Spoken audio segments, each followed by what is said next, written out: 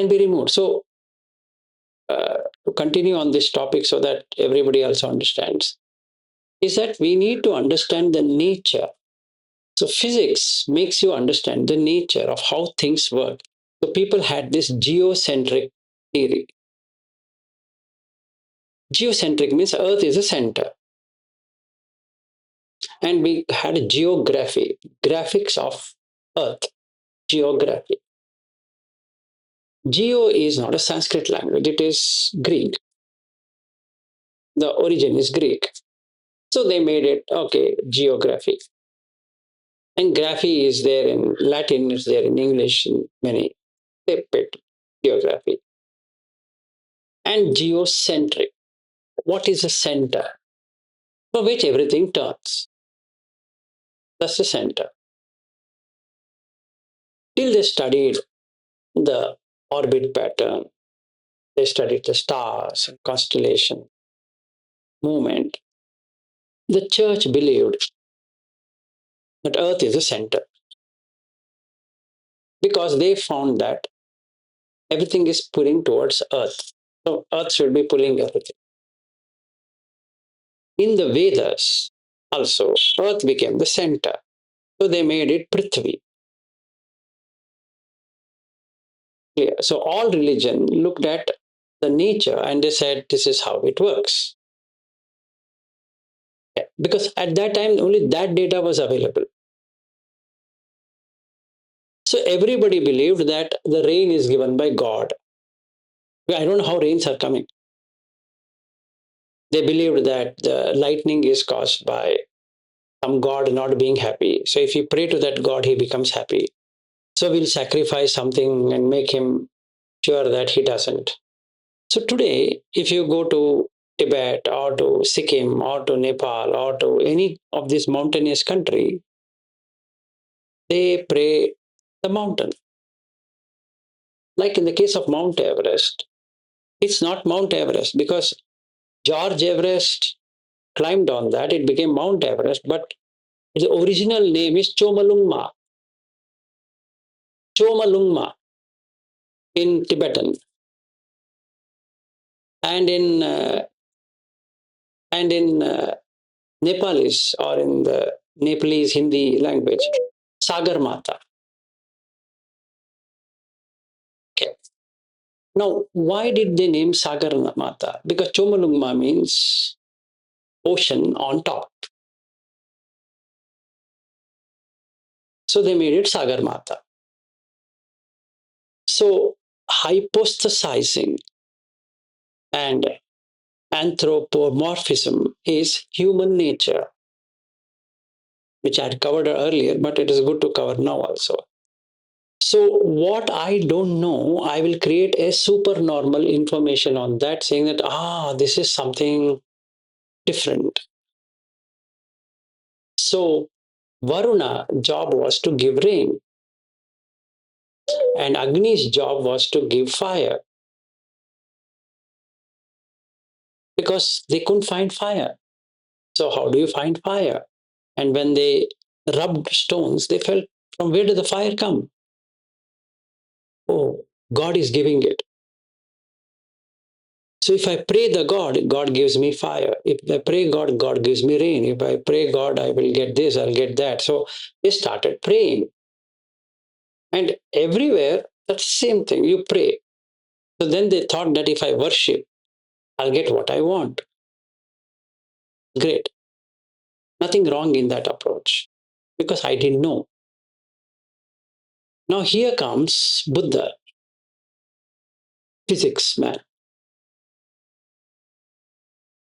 And he opens up the nature. He says, this is how it works. No, God sends it. No, God doesn't send it. It's a condition which prepares it. So if the water heats up, it turns into air.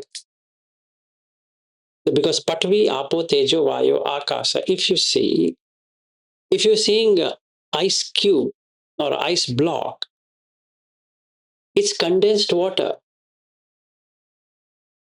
There's nothing called ice. You can name it as ice because it's condensed. But if you bring it to a temperature which is room temperature, the ice will start to melt. Not that you are melting it, not that God is saying that, here, my dear ice, please melt. I want you to melt. Please. Okay, if it melts, it doesn't enter into hot water. It will become cold water. Then, if it turns into cold water, you need to heat it up. Then the atoms will disperse. They are still condensed. If it is condensed, it is cold. If it is uncondensed, it becomes hot. So, hot means you need to have enthalpy.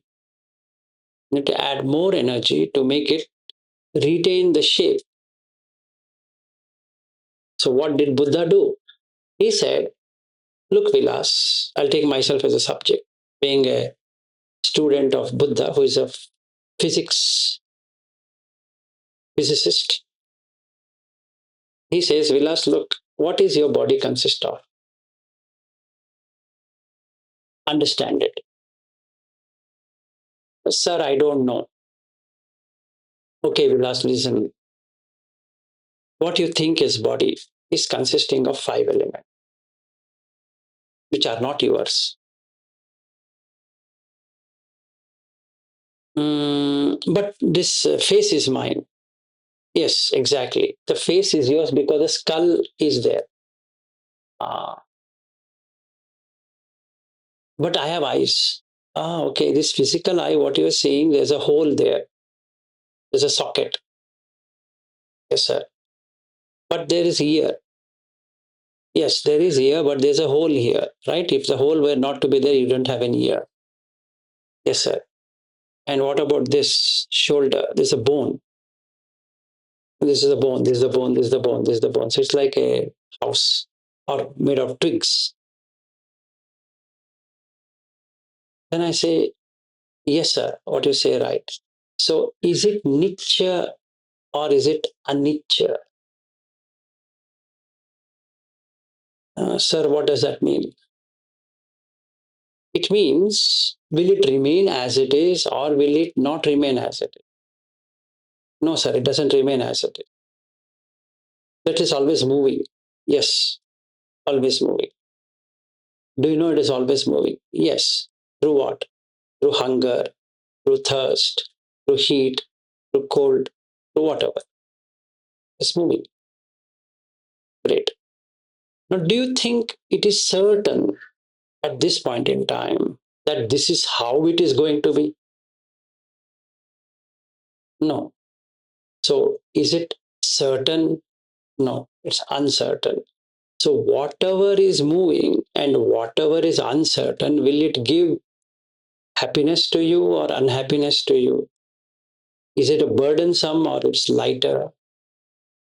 Maintaining that is burdensome. So, you have to maintain. So, there are three kinds of dukkha then: dukkha dukkha, sankhara dukkha, viparinama dukkha. So, the first dukkha is you have this body. You can't throw it away. You have to maintain because it's not yours. So, Madhulika, you have gifted me this t shirt and the trousers and everything. It's not mine. So, can I misuse it, abuse it? Do I have the right to do that? No. And this body, what we have, is given by our parents, not by you. You didn't produce it.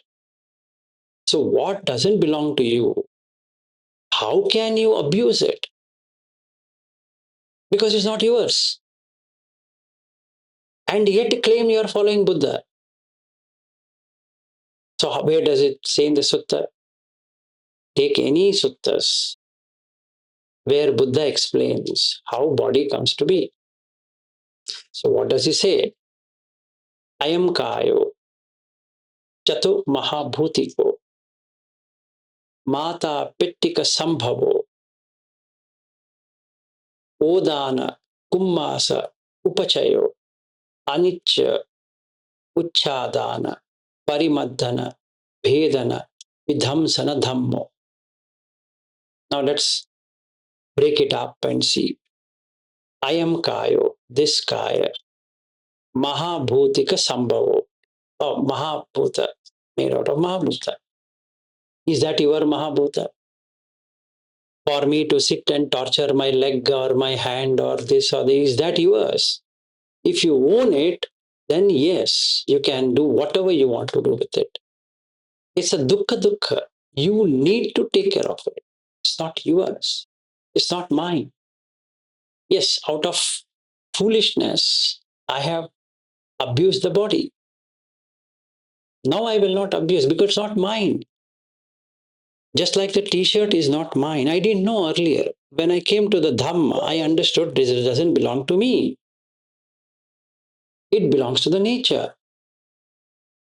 So I don't have right to abuse. Fine. Now, Mata Pettika Sambhavo. Mata is mother. Pette, Pita. Sambhavo. How did it come to be? It did not fly from air. It came from my parents. And then it just did not end there. Odana Kummasa Upachayo. Odana is porridge. Kummasa is rice. And Upachaya is growth.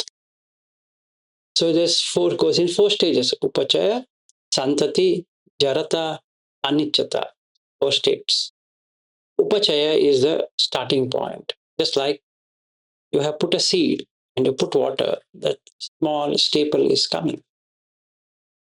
So that is Upachaya. Then Santati, it starts to grow. Jarata is ages, the leaf or whatever. And Anichata, it passes away.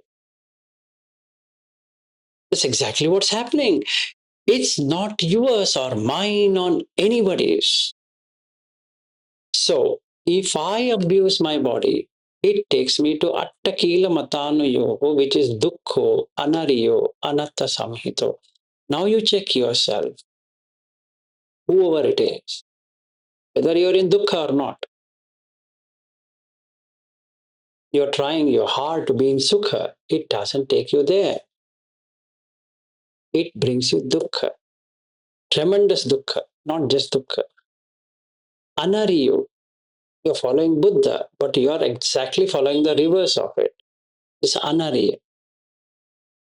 Anatta Samhita, that's the worst thing. Anatta is anartha, senseless, senseless. That is attakila mataniya. Because I didn't understand the Dhamma, nature. Now comes kama sukhalukanu yogo. It doesn't start with dukkho. What does he say?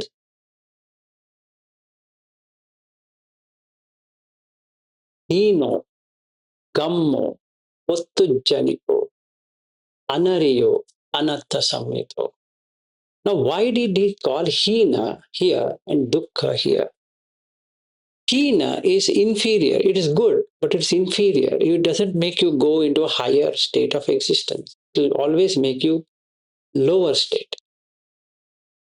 Not the lowest state, but lower. So hino, gammo, like a villager. He doesn't know. He just believes in something. No. Gamma. Hino, gammo. Pottujjaniko. A normal wordling. Now let's understand puttujana. Puttu is child. Jana is a person. His body has grown, but his mind is like a child. If he sees something, so nice, oh, so nice. Then he sees this, hey, when did you buy?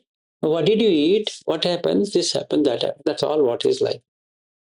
Oh, so nice. Oh, so good, so good. Oh, hey.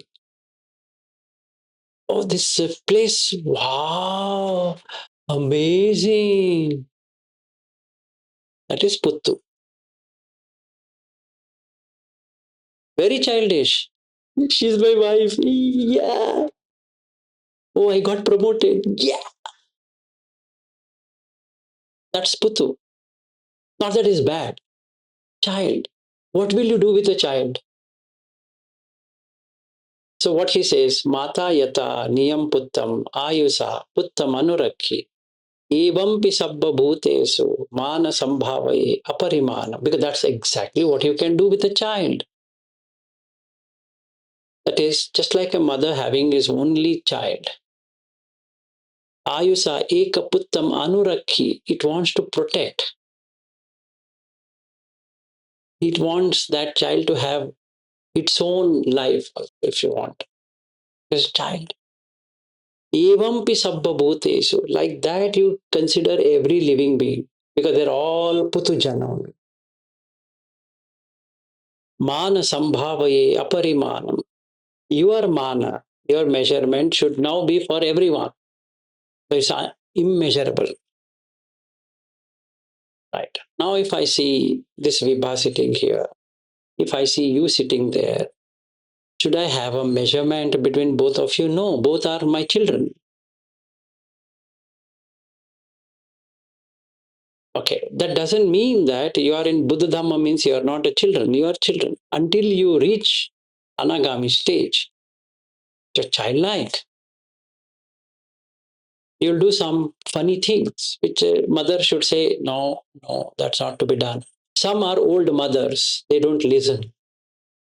One is sitting here. So she will think she's very smart. So Putu is always like that. Some child will say, I know everything. The mother will say, excuse me, you don't know, I will tell you. The mother has to do that. Some child doesn't speak. Some child speaks much. Some child is confused. Some child is making you confused. All kind of children are there in a school. So each child will show their gimmicks, and the mother should say, hey, hey, no, no, not here. No, no, I'm telling you, no, my child, no. No means no. Then it will be stubborn. It will bully. All that it will do.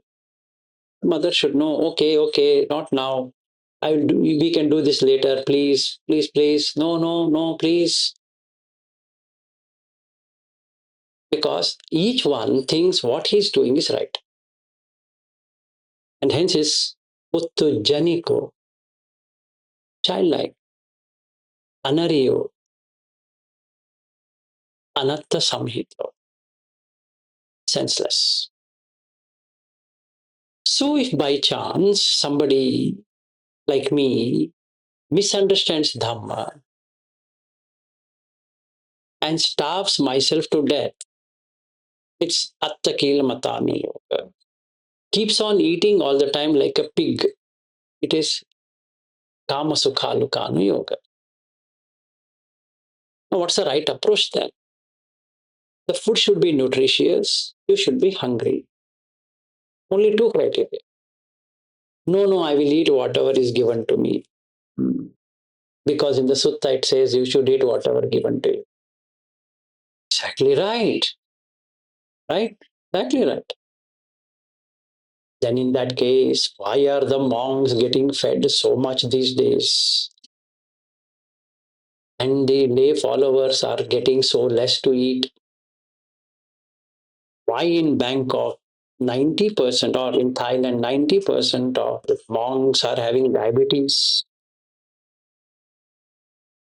And why do they have hypertension on top of this diabetes? When they don't do anything at all, like a lay follower. Why are they carrying iPhone 17 Pro Max when they are not supposed to carry anything at all?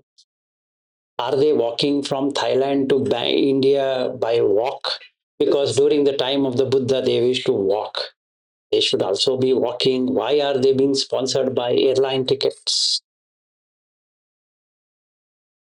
Now there is a group of monks who are going from their country to America, walk for peace or whatever. They should have started from their own country rather than walking there. And why paramedics are also following them? Hmm? Why? I don't know why. There's a dog also following there. Name is Aloka, light. That means it is more arhat than all the people who are going along. And the dog was recently brought to India and they served everything an arhat could get. But my question was to the dog, why did it eat? It should have said, look, my dear friends, I am a Buddhist dog. I don't eat. But it ate. As many times they fed, it ate. I don't understand this logic. Dhamma. And they say, I'm following Dhamma. I don't know what Dhamma they are following. It looks very weird to me. This is how things are. When you can't see, when you're blinded, you become Putujana.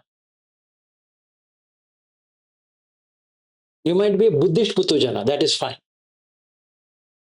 It's fair. Everything is fair in love and war. So it's fair. Fair to be like that.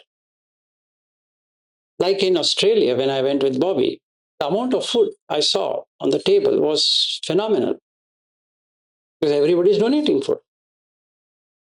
If that monk were to eat so much,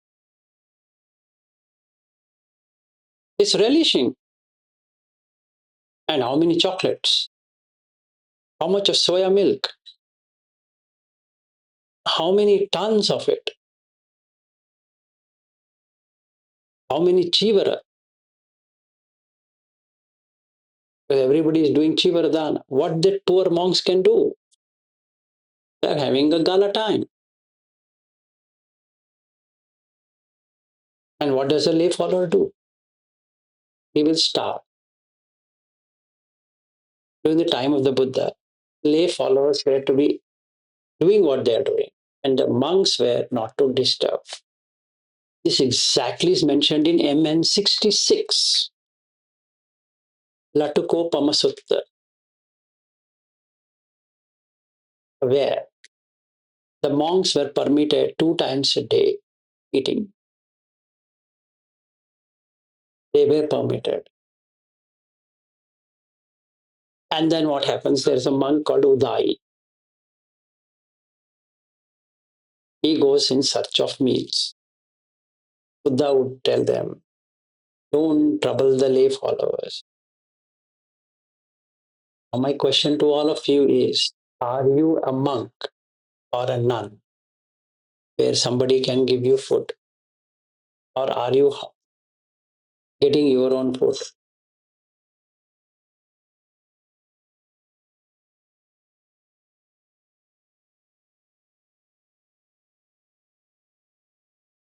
Yeah. So basically, we should know which side of the fence are we sitting? This side of the fence or that side of the fence? If you're sitting on that side of the fence, then there are people taking care of you. If you're sitting in this side of the fence, then you are taking care of yourself.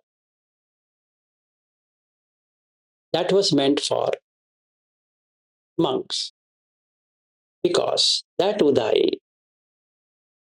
at that time, they didn't have electricity. So they didn't have light.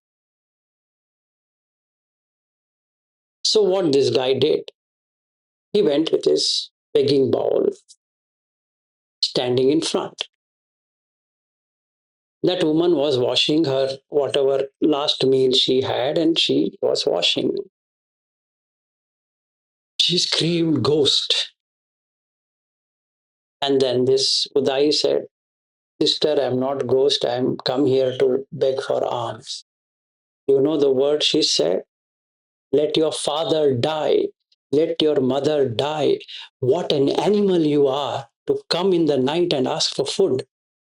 It's better you cut your stomach and die rather than asking me food.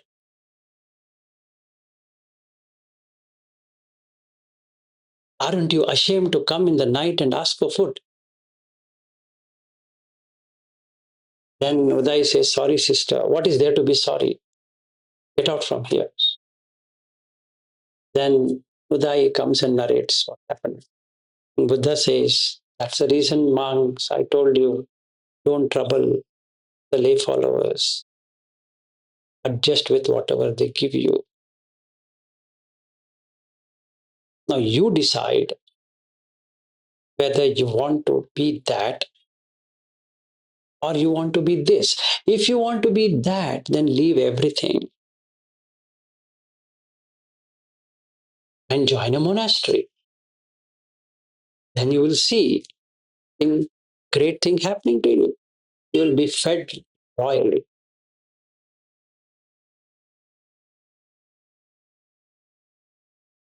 You want to have a demonstration? We can go to Mahabodhi, Bangalore. 11 o'clock is a lunchtime, and you can see the amount of dishes they have and amount of dishes you have. You want to, shall I prove it? Today we'll go at 11 a.m. They have food. 10:30 we reach there. 11 o'clock is the food. You can also have food with them. And you see the amount of dishes every day. Yes, I'll take you today at 11. Let's have it.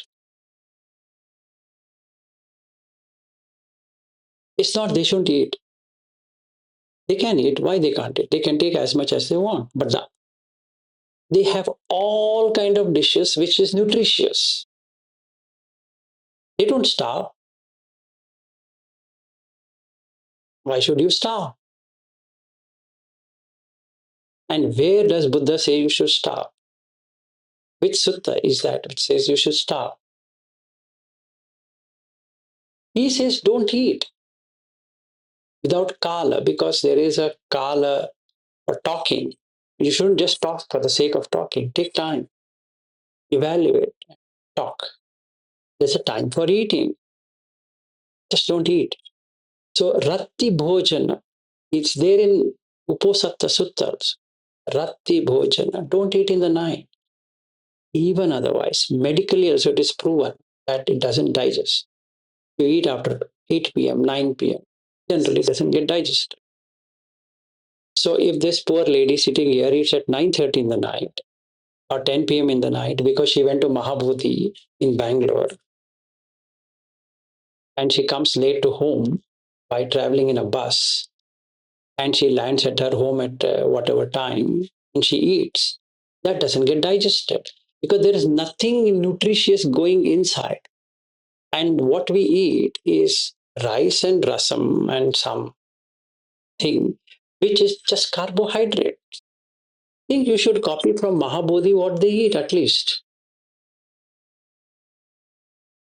You should do that. You should meet up with Bhante Anand and then take the recipe what they have and then exactly copy that. It makes sense, actually. So don't torture your body because it's not yours. What is not yours, you can't torture it. You can torture only if it is yours. And if you torture, it becomes vihimsa. And what sankappo have you taken? Avihimsa sankappo. So can you torture your body? So you are neither following anything of the samma sankappo, nekkhamma sankappo, you're not doing. Abhyapata sankappo, you're not doing. Avihimsa sankappo, you're not doing. Then what kind of Buddhist are you? I don't know. I'm feeling really sad. This is the sixth in the series. I'm seeing people who have misunderstood what the sutta says. They're going by whatever they think. I'm not saying you should be indulgent. Never be indulgent. But never be too frugal. No. Some people get an opinion that they should just eat fruits and that's it. Where does it say? Where does it say you should eat only fruit diet? Which sutta? It says, no, it doesn't say. Some people get into an argument that they shouldn't be working. Now, this beautiful sutta for that. They shouldn't be working. They shouldn't be working. So there's a term for that, which is used in Goenka technique, kammatthana. And the Buddha's definition of kammatthana is ajivika, is jiva. That means livelihood. Shall I show you the sutta? What's the meaning of kammatthana? He says, do something for your livelihood. And what have you brought that kammatthana to? Sitting for 1 hour. What is that? How can you be like this? How can a person be so misunderstood? And the Sanskrit word for that is karmasthana. Now, let's say somebody suffering from arthritis. He or she thinks, I will put kammatthana of sitting cross-legged for 1 hour. Great. Will she get up?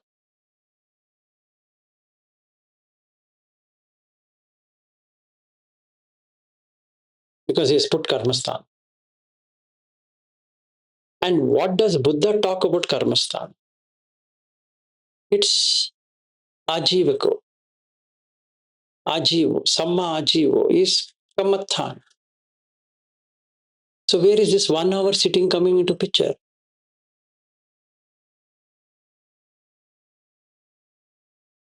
And that's what I'm proving, right? There's a sutta for that. I'll prove it. Like I gave MN66, I'll give you this sutta reference also. So where it says that you should do this kammatthana, where? I need that exact phrase that you have to sit for 1 hour or 2 hours or 3 hours or until my leg breaks. That is attakila matana yogo, dukkho. Buddha himself sat and did what? But what did he say in the end? You read MN85, Bodhi Rajakumara Sutta. He explains all the mistakes he did. And MN85, Bodhi Rajakumara Sutta. He explains why did he leave Alara Kalama? Why did he leave Uddhaka Ramaputta? Why he went in search of it? Why these 5 people followed? Why did he start eating 1 grain a day? Blah, blah, blah.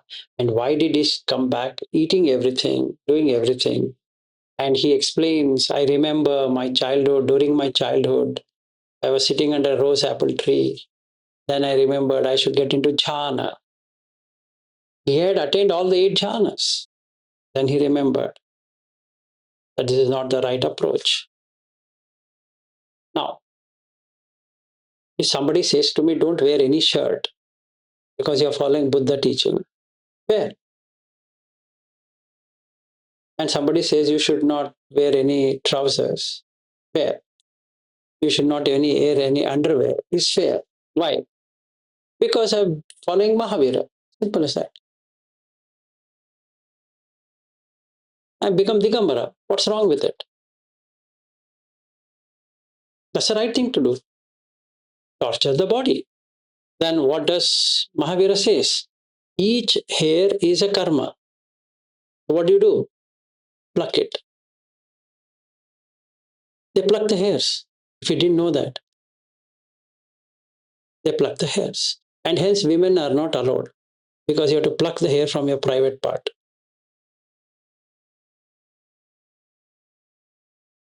Okay? The female's thing is more softer. So they can't bear the pain. The male says harder, pluck, pluck, pluck the hair. What are you doing? You're exactly doing the same thing in a more polished way.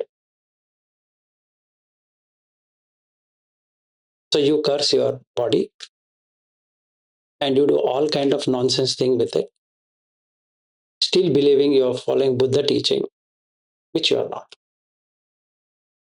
Why? Because you have not done the Pachavekana, reflection or reflection. And you think asavas are going to go just like that? Please study Sabbhasava Sutta. Anyway, so physics is so important because it gives from a geocentric to sun being the center. So what did they do with Copernicus? They killed him because he went against church. Why did it happen? Because whoever in the church believed that he's right, just like these days, whatever religious people believe they are right. All kind of religions have same ideas that whatever they believe is right. And hence it is called Brahmajala. That's the first sutta, right? So if you want to believe in something which never exists, please go ahead and believe it. Just because some tradition is doing it, yeah, you should also do it. Who stops you? But the day you realize Kamathana is not this, you will be cheated.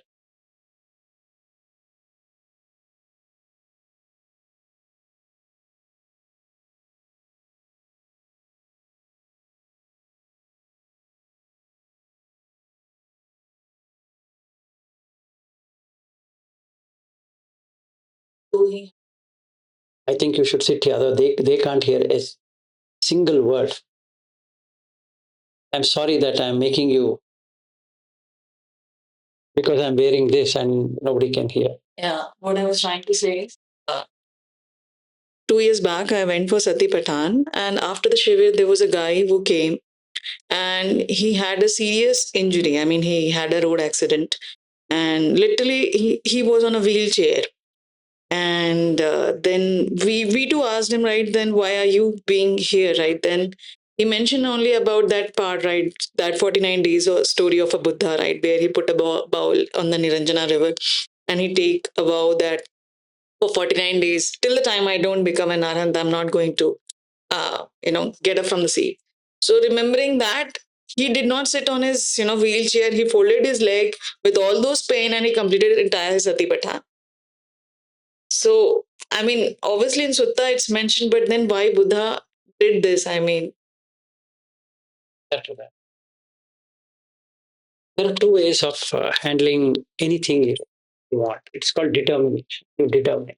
So you come to a stage where you know your potential. So you know what is Buddha's potential. So the question comes, am I to the level of a Buddha to have that potential? I'm reading from a sutta, fair, or somebody has told me it's fair. But do I qualify for that? So what should I do? I should first go to Lakhana Sutta, where it explains your height should be this, your chest should be this broad, your shoulder should be like this, your teeth should be like this, your eye should be like this, your ear should be like this, your thigh should be like this, your leg should be like this, etc., etc.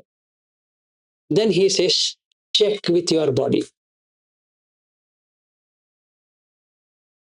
Now, if I find that mine is same, Buddha is same, exactly the same, then I can do it. There should be some lakhana for that. When the child was born, the astrologer said that either he will become a Chakravarti or he will become a recluse and end the journey. But when I was born, my parents was not told about that. They didn't. If I was in family life, they didn't tell me that the entire Indian continent is mine. Forget Indian continent. They didn't even tell two villages are his. Two villages. Forget two village. One area will be his. Forget the area. One road will be his. Forget one road. At least 3 acre land is his. Forget 3 acre land. At least 10,000 square feet will be his. Okay, forget 10,000. I expect at least 5,000 square feet. I would assume at least he'll have 2,000 square feet. But this Vilas is staying in 900 square. Where is the Buddha who has this Lakhana? And where is Vilas who has 900 square feet? Where? If this Vilas presumes that if Buddha can do it, I can also do it, I would use a Hindi word called as Buddhu, dumb. He's not only a Putujana, he's a dumb Putujana. Because he misunderstood what is a level of a Buddha. It's like somebody saying a Stanford graduate is a Stanford graduate. A Hanford graduate is a Hanford graduate, because it doesn't mean that Ford is the same and Stan means Han. So I can also get the job of the same thing, right? Somebody had passed from IIT. I have passed from TII.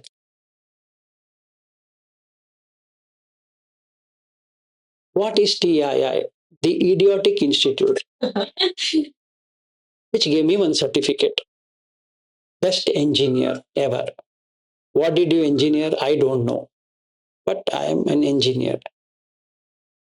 So I apply in Google to replace Sundar Pichai. Why? He did from IIT, I did from TII. He did from Stanford, I did from Hanford. Will Google give me? I mean, I have to first join Alphabet. So I'll be hired in Alphabet as somebody, and they then position me to Google to be the CEO. And I'll say, look, he was born in Madras. I'm in Bangalore, which is 360 kilometers away from Madras or Chennai. So we are related to each other because we are both are South Indians. So I stand a chance. But I will now make a oath, come what may. Whether I die, I do this, I will land up in Google as a CEO. Will it happen? Because I'm from Hanford.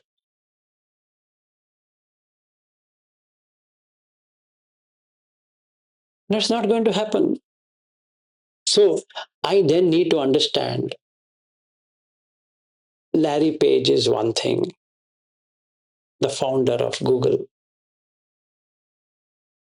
and read his book, understand the algorithms.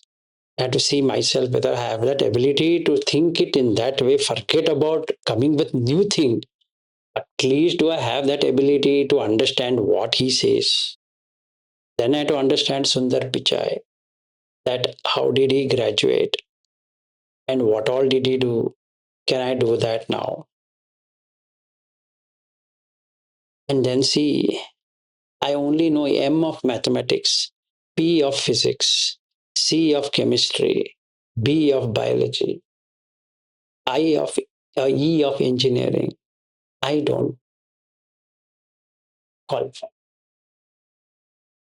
Your intention is good, but sir, Vilas, please, your son is in Nimans. Take one bed there and get into a mental asylum because you require some therapy. Maybe you're taken it too seriously. That would be the answer. Why? In the Lakkana Sutta, it gives 32 things you should have to be a Samma Sambuddha. And I don't even qualify for one. He says the teeth should be such placed that no space remains. Now, if you do it like this, there are spaces and it is having gaps, plus the teeth are misaligned. It should be properly aligned. Fail, Vilas, you failed. Eyes should be sharp. Eyes are having spectacle. Hair should be matted. You can't mat it. Crow can sit on your head nicely and do a poop if it wants. Nothing else is possible. Should have blue eyes. From where will I bring blue eyes? Right? And it should have Ushnisha. His skull would be up. It's not there. There should be a turf here, which a woman will put that bindi kind of thing. That's natural. From where will I bring it? Shoulder should be this big. My shoulder is, arms and shoulder is so fragile. If Buddha were to twist my hand like this, I would see stars and moon and sun. And he should be from a warrior class, best of the breed. I am from horrible class, or rather horrible horror class. And you should have a father who does anything for his son. I had a father who would not like to do anything for his son. And yet I claim, come what may, day or shine, night or this, I will do what Buddha did. Very good, my dear Vilas. Try your stunt.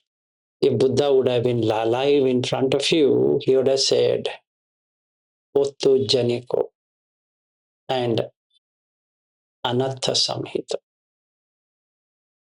Because you as a rat comparing to an elephant is mistaken identity plus foolishness.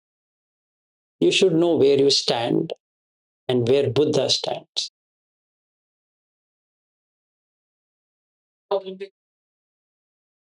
Before that,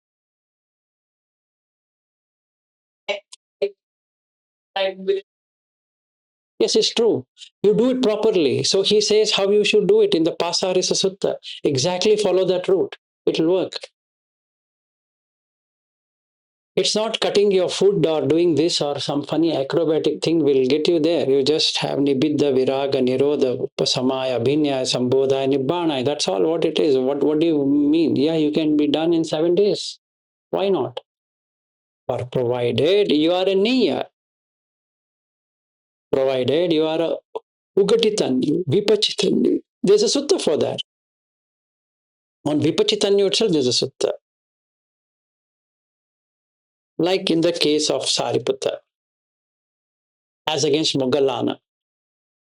Let's understand.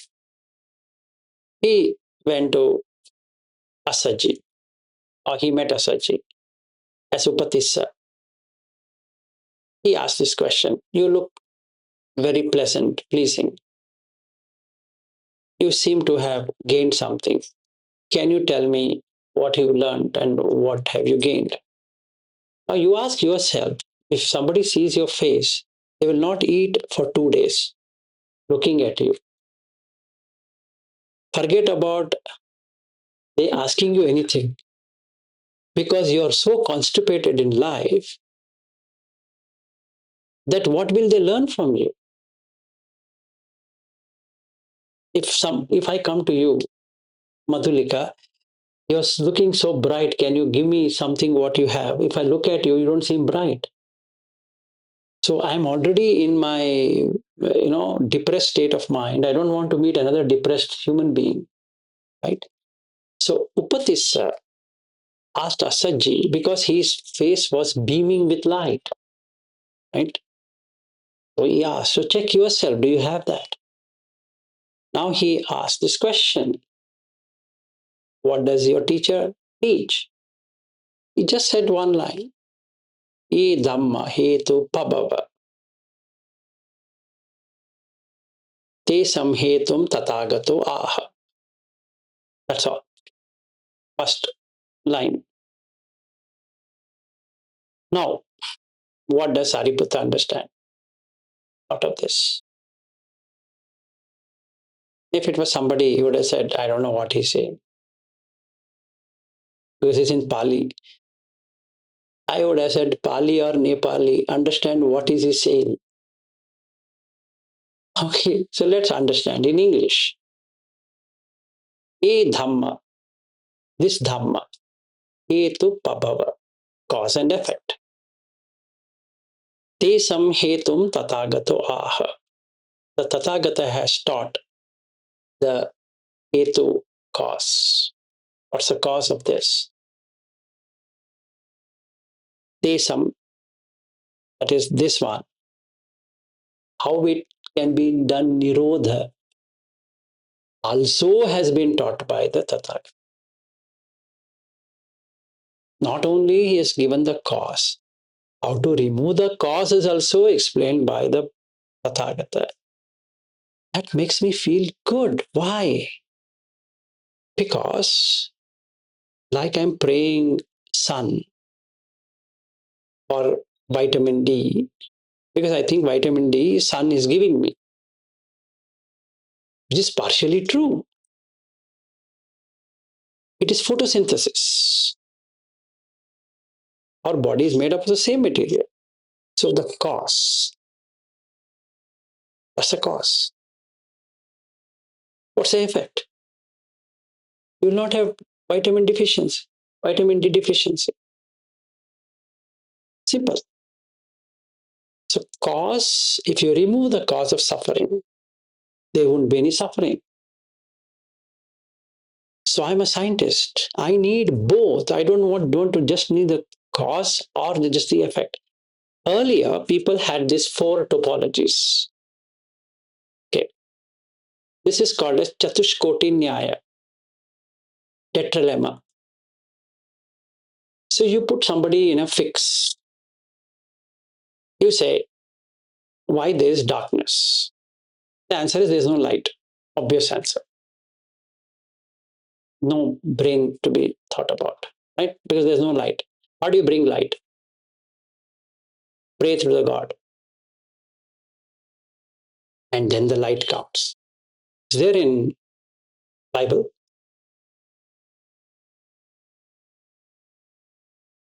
So the effect is known, but the cause is unknown. So many people, different religion, different tradition, different thing, believe that the cause is not important, the effect is important. So when you read Satipatthana Sutta, you look at the effect. What's the cause? And that you don't tell me. That you don't tell me. I will make up my mind. I'll sit in 7 days, in 7 years. Excuse me. Where is the cause? Bring the cause. The effect follows. Okay. Then there are some people who only worry about the cause, not the effect. They'll say karma is there as a cause. Everything is karma. Don't tell me the effect. This is explained in Titayatana Sutta because people believe in karma. Everything what is happening is karmic. Okay, that's another set of people. Then there are some crazy people who will choose some cause and some effect based upon what they think. What does that mean? I don't want to study, but I want to pass. So what should we do? Go to temple, like the Visa Balaji temple. If this guy doesn't go to the consulate, how will he get visa? I don't understand. But he has prayed to the Visa Balaji, so he's already the consulate has taken the visa for him. It's just they're waiting for his passport. That's all. Right? And there are some foolish people who believe child can be done by praying to God. Exactly. The God has to then do something with that woman. You can't do it, so the God will do it. So people have weird ideas with the cause and effect. So during the time of Sariputta or Upatissa and Moggallana or Kolita, they had the same thing. Because India is a great country, whether it's 20,000 year old or now, the craziness is the same. So they go by various analogies, methodologies, this and that, and they mix the cause and effect so nicely that if you try to fix the cause, the effect is not known. Or you try to fix the effect, the cause is not known. Or sometimes the cause works and the effect is unknown. Sometimes the effect is known, but the cause is unknown. So they keep on playing with it. And here comes our physicist. He says for everything there's a cause, there's an effect. And what does Einstein's general theory of relativity prove? Everything is cause and effect. There's nothing in this world which can run without cause and effect. That means it should be dependent. Yes. That means it's entangled. Yes. Quantum mechanics talk about entanglement. It should be entangled. So if somebody believes something is not entangled, I think he is entangled. So he went to the Upatissa, went and met Asaji with this question. And he said, look, my teacher teaches this. How did he get into Sotapannata? Because he understood cause and effect. Yam kinchi samudaya dhammam sabbam tam nirodha dhammam. Now, to get this level, a person should be ugatitanya. Let's take a scenario where an idiot who is a Puttujana coming into Buddha Dhamma and then he is a Padaparma. If he sits for 70 years, his body will break, but nothing will break inside that coconut. That's all is going to happen. Because he should know where he is. Whether he is a Padaparma or a Neya or a Ugatitanya or Vipachitanya. Sorry, Vipachitanya and Ugatitanya. Now, what does this mean? The first one is an individual who will get it like this. Snap of a finger.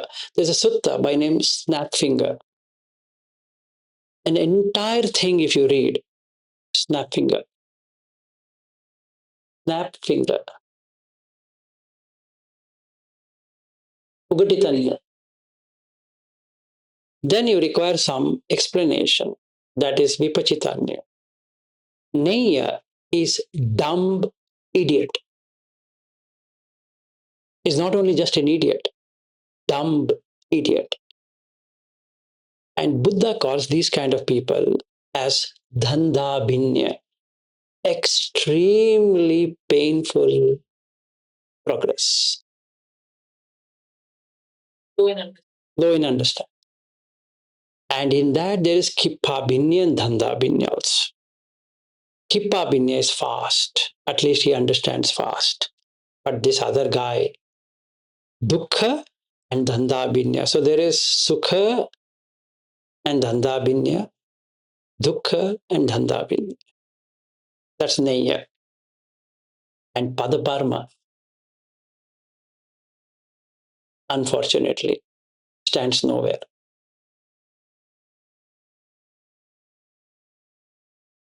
So first I need to know before I make this kind of volitions, do I have that Lakkhana? So I have to go to the Lakkhana Sutta, understand where is Buddha, where is this idiot called as Vilas? Can a rat be measured against an elephant? That too a white elephant. This black rat, can he be compared with a spotless person, elephant? And then make these kind of presumptions that if he can do, I can also do it. You better compete with Neya. Better. At least you'll have some motivation. If I compare myself with Buddha, if he can do it, I can do it. I think I should be sent to a mental asylum. Sooner or later, I will be there. The sooner is better because I'm not only spoiling myself, I'm spoiling other people also who think that what I'm doing, they should be doing. So I should first know where I stand in this. Then I feel very grateful. At least I am in Dhamma. It's sufficient. Forget about I achieve anything or not. At least the beginning have been made. Now what should I do? Well, my dear friend, for you only Diga Nikaya will work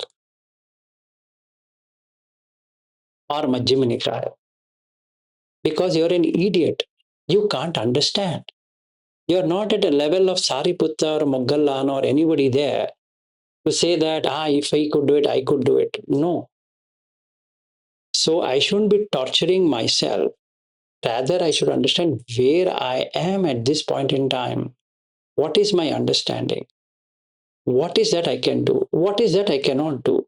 Accept. First accept this is what I can do. No problem. Don't fight with, I shouldn't be fighting with myself. Whatever is possible is possible. Whatever is not possible is not possible. Fair deal. So let me not get into Attakila Matanu Yoga by challenging myself. No. So somebody can sit or with a fractured leg. That's not a big deal. He's doing something which he shouldn't be doing, which is not his netam mama. He's not doing that. So aham asmi, he's building ahankara. Ne so name atta, he has self-view. So it's exactly gone against what Buddha says, which looks stupidity. I would say for myself. Since I have an ACL tear, and since the doctor has said you shouldn't be sitting, and I say I will sit, that means I am not agreeing with the conditionality of the Buddha. This being, this comes to be, with the arising of this arises. My condition is not a good condition. Idiot, you can't sit. But I say, if Buddha can do, why I can't do? Come on now. Have some sense in your mind. First, do you have a leg like a Buddha? You idiot, you have lost your ACL. That something is working. After 60, you will have to be taken by wheelchair. And you are such a pain in whatever to that family member because they have to take care of you. They have to take you to toilet. They have to wash your thing. They have to put your diaper. You have to do everything for you just because you were so careless. Have some mercy over your family members. Just don't do it. If the doctor has said, don't do it, don't do it. You can't supersede the doctor saying that, what does he know? I'm a Dhamma follower. Then why do you want to go to hospital? Don't go. Why do you want wheelchair? Don't take. Then if you're bedridden, don't take bed. Walk then. Can you walk? No. Why? You don't have. So please understand, Neta Mama, this is not yours. Ne so aham asmi. Don't build asmi mana. Ahankara means what? Ego. Ne so name atta. Don't have self-view, I'll do it. What do you mean you'll do it? No, Buddha has said kamathana, aditthana. Beautiful. There are 4 adithanas, my dear friend, not sitting aditthana you have.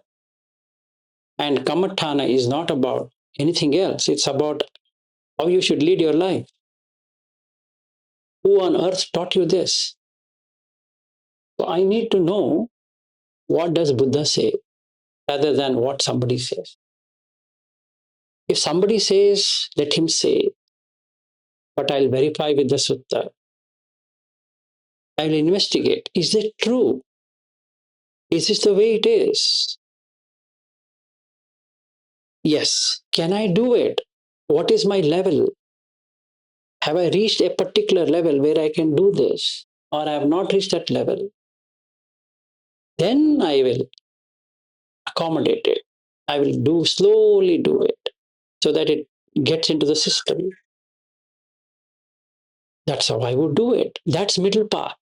Not that you should reject, not that you should accept. That's exactly what so many suttas talk about. When people from other religion or sect, they said something to the bhikkhus, they did not argue with them. They did not question them. They just took it as it is and came back to the Buddha saying that this is what they say. What should we do next time? They could have answered, including Asadji. You see how humble he is. He's an arhat. He just says, I'm just recent in this Sangha. He's an arhat. Look at that humbleness. And looking at Sariputta or that Upatissa's interest, he just says these 4 lines. And he says, I can't explain. I can explain only in brief. He says, anything in summary is sufficient for me. It clearly shows he is the first category. Ugatitanyu. If I read Sariputta's thing and I claim or I think I can also do like him, what a shame. What a shame I have. I should commit suicide for uttering like that. If he can do it, I can do it. Just because I'm from Oxford University instead of Stanford University. How does it matter? Han and San, it's same. No, they are not the same.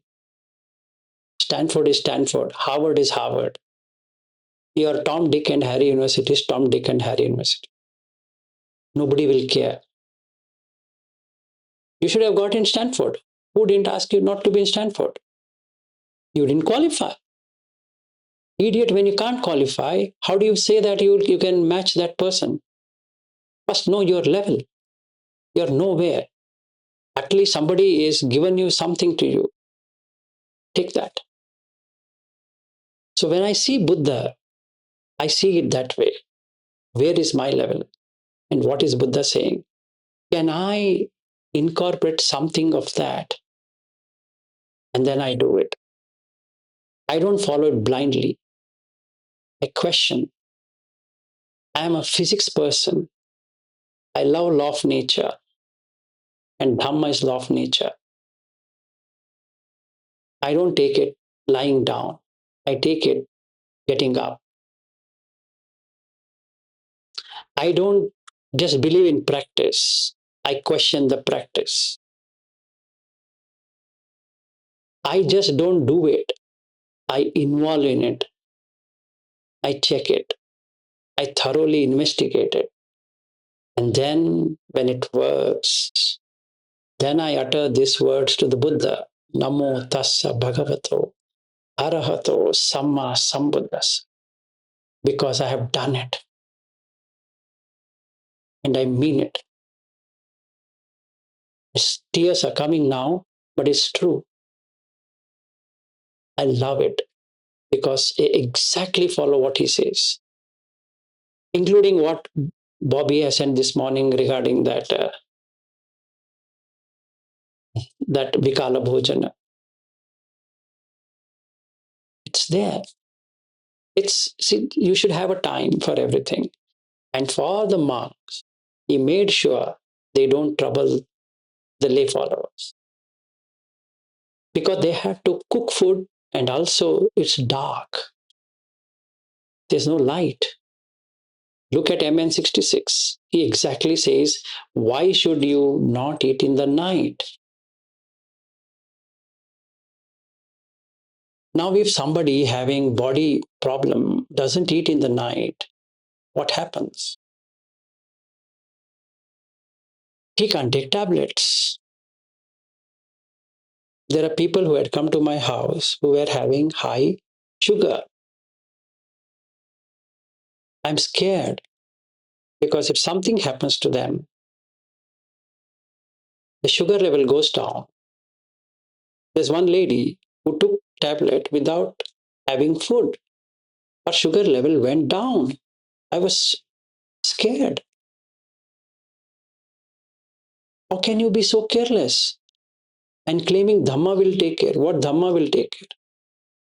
Yeah, Dhamma will show you the nature of it. What take care means?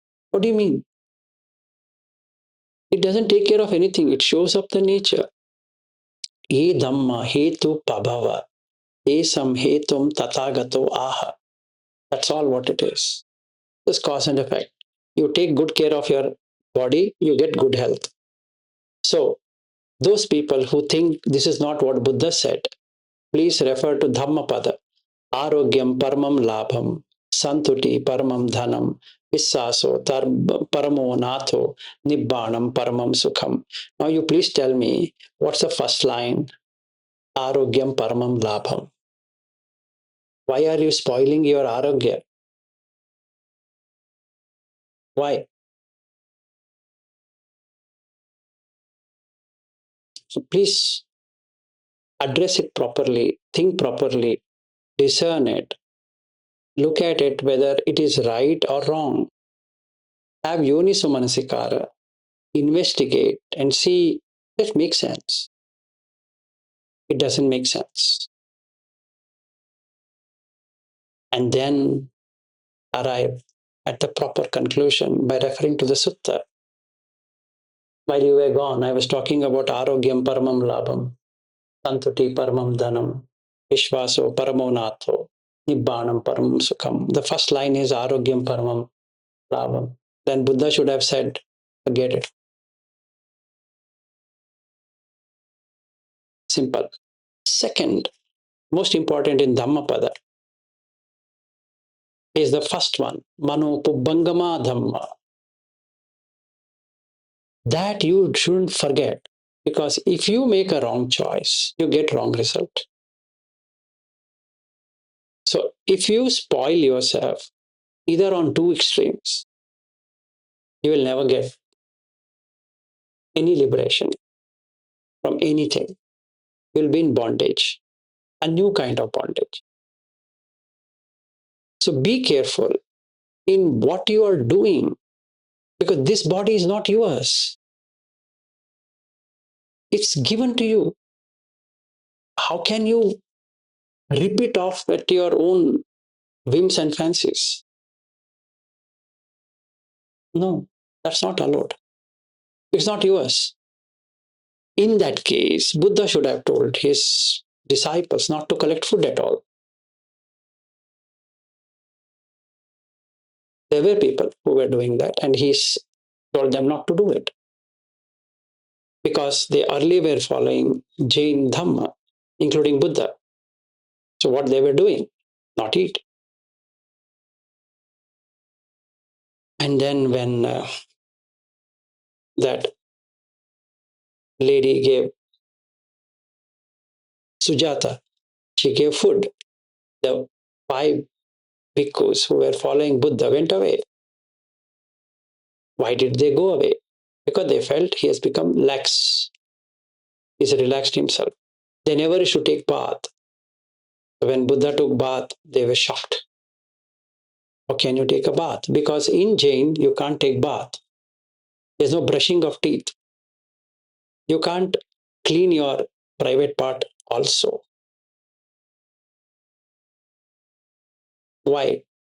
Because the germs under that will get killed.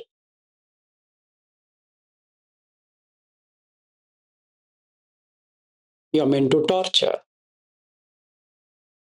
So please torture.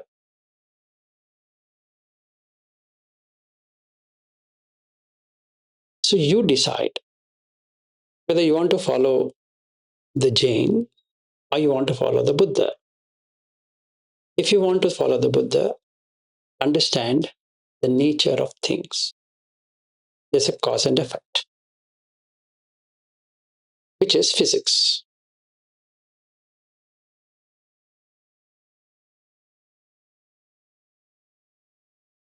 Okay, it's already 9:49. I didn't allow anybody to speak. Sorry about it. But here we have a lot of confusions on what we should do and what we should not do. I think next time I should put a big board, do's and don'ts, before they, or when they come here, 2 days showcase of what to do, which sutta says what to do, which sutta says what not to do, how to do, and all that. I think it's a lesson for me that I think I need to incorporate it. It's so much of confusions, and I'm very happy that so many people with so many confusions are coming. I'm also happy to say that I've not become insane so far with so much of confusions.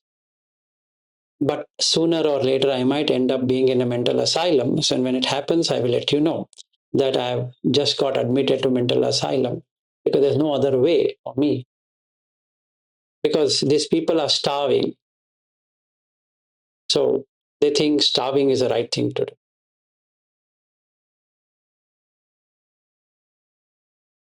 Okay. Yes, Bobby, I was expecting you to wake up. Go ahead.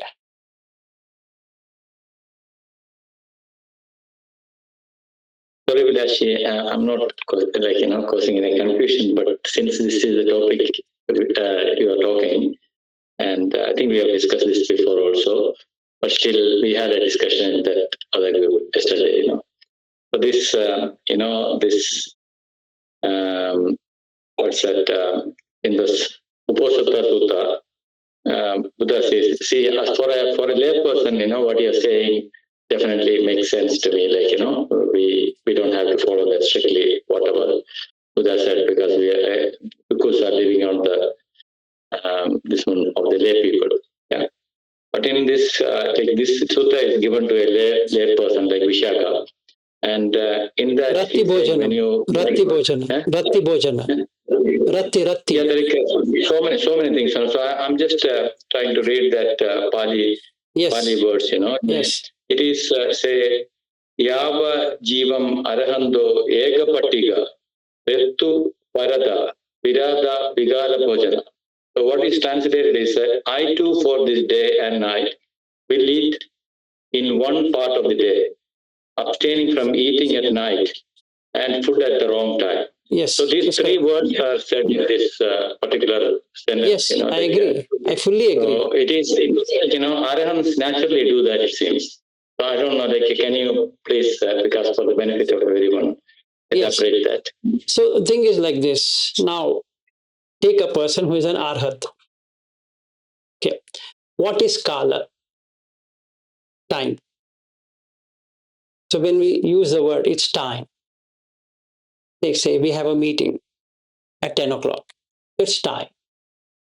Can you have a meeting earlier? No. Can you have a meeting later? No. It's a time. So he uses like what you sent in the morning. I was very happy. ChatGPT is also put about talking. Kala. Kalena kalam is also there.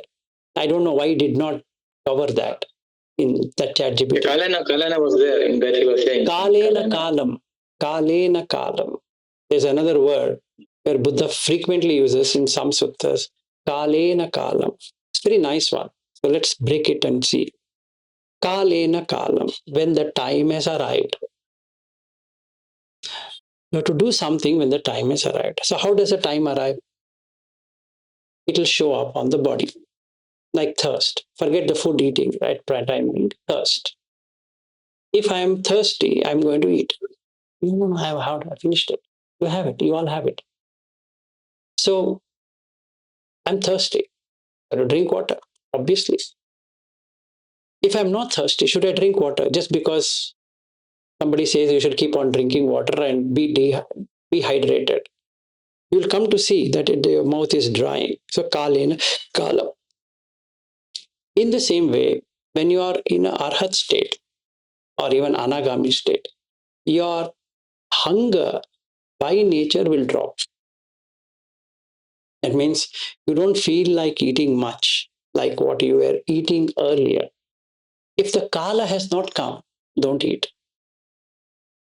And then the night, rattika bhojana, it doesn't digest. So normally, if you're not unhealthy, you're a healthy person, always stop eating in the night. Give it a break. And today, the person, he's a Japanese person who has got Nobel Prize for autophagy. It's exactly what it does. If you don't eat in the night, it will use up all the stored resources on the liver, and the liver gets cleaned, so you don't have lipids. So you are basically saving that, because after the night, it doesn't digest. For lay or for anyone, it is the same. Now comes one meal a day. That's the best thing if it can be followed. Or do like MN 66, 2 meals a day, and there ends the matter. One meal a day is better because then you don't have to refill it again and again, provided you are not exhausting it, meaning that it's just like fuel. If you have exhausted the fuel, have another meal because you are not doing anything. Now on Uposatta day, you have to follow all the 5 Uposattas. What's the first Uposatta? Brahma Uposatta. Then you have to follow Dhamma Uposatta. Third one, Sangha Uposatta. Fourth one, Sila Uposatta. Fifth one, Devata Uposatta. So for the whole day and whole night, I am in meditation, be it I'm walking, standing, sitting, lying down, all the 4 postures. I'm following what an arhat would do. Then this rule also holds good because I'm doing that. I can't just pick and choose one out of it and then remove the rest out of it, right?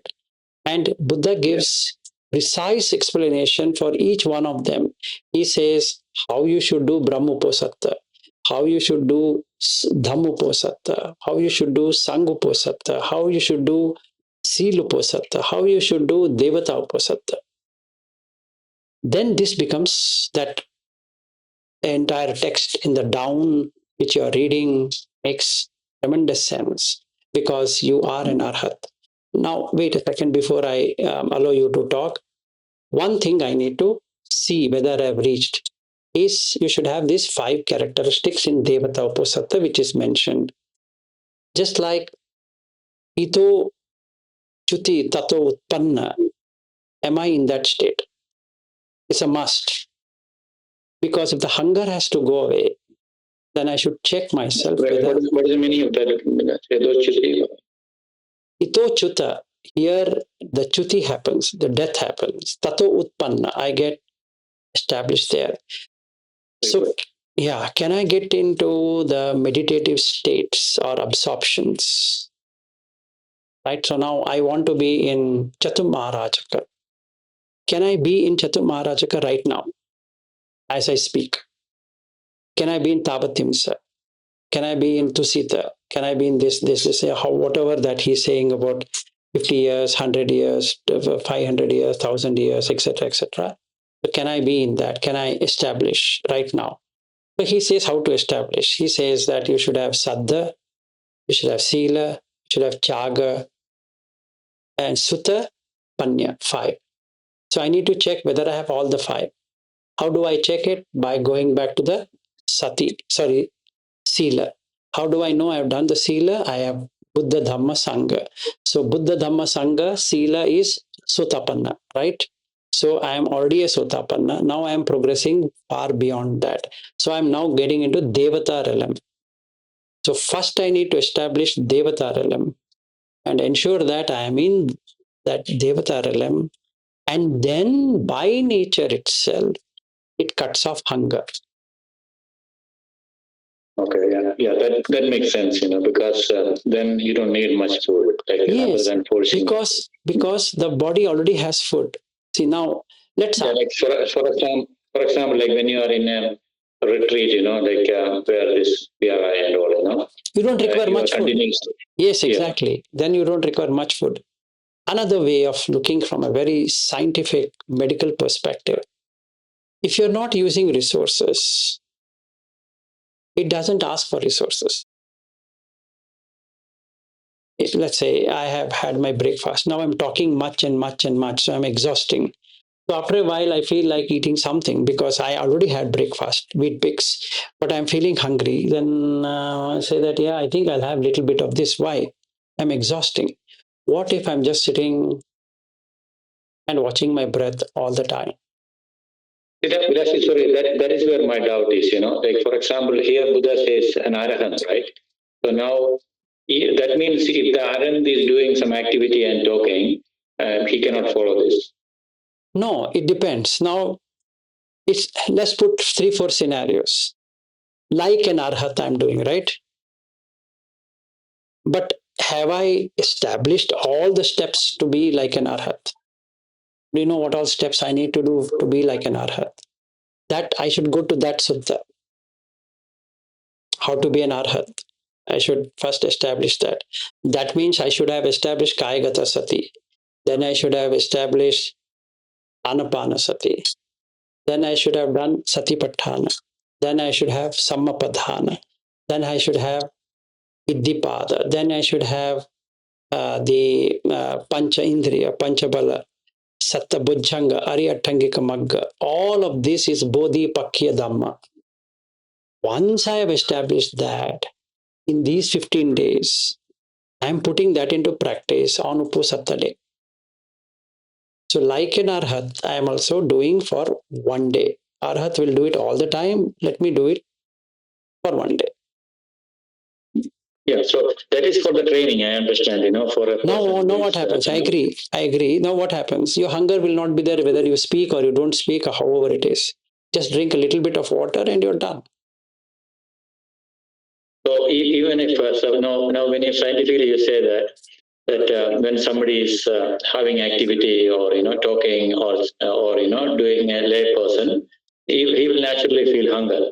So, and then he may have to eat maybe 2 meals or something like that.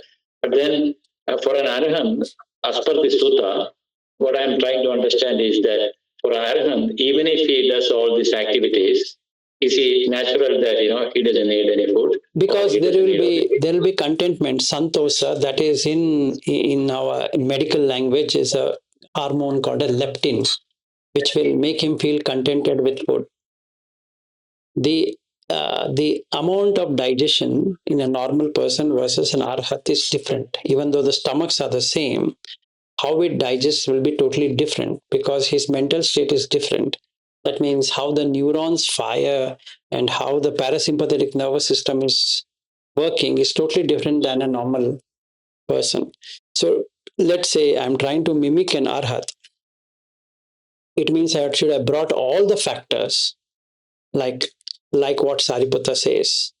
Bring in all the conditions necessary so that you can experience what an arhat would experience. If one of the factor is broken there, this will not work. So there are many factors. Yes, go ahead. Thank you, Vilashi. And sorry, one more last question before, yes, sure. NCR. Yeah, like you said about that all this Padadharma Gachita, you normally always says that. I was looking at that sutta also, where you said snap finger. So that word is not that used, something else, Acharya Sharma or something. So that is Ukkachita, is that words are from suttas or is it from Visuddhimagga or Which one? Abhidhamma? Vipachitanyu, Ugatitanyu, and all that. The Padaparma Neya are not there in the sutta. Yeah. I had seen one sutta mentioning about these two. I will send you that sutta. Okay. So Ugachita, that all these things Ugatitanyu, Vipachitanyu is there, but not the other two. Other two are in the commentaries. He has already sent it. I used to send something. Yeah, I think all four are mentioned in there. Even they. It's mentioned? Oh, really? Okay. Then thank you, Ariu. You have saved my life. Ari is always, yeah, okay. Ari, can you please send it in that WhatsApp also, please? Yeah, both. Yeah, you can send it in the global Dhamma itself so that it's there with everyone. Best thing. Yeah, it's there. And it is there in the commentary also. Because I remember reading that in the manual of insight of Lady Sayadaw. Yes, it's there in Lady Sayadaw has covered everything. That's a very nice thing. What he has done is he's covered everything. Majority is from Visuddhimagga, and Visuddhimagga has many of the mentions which is there in the Patisambhidhamagga.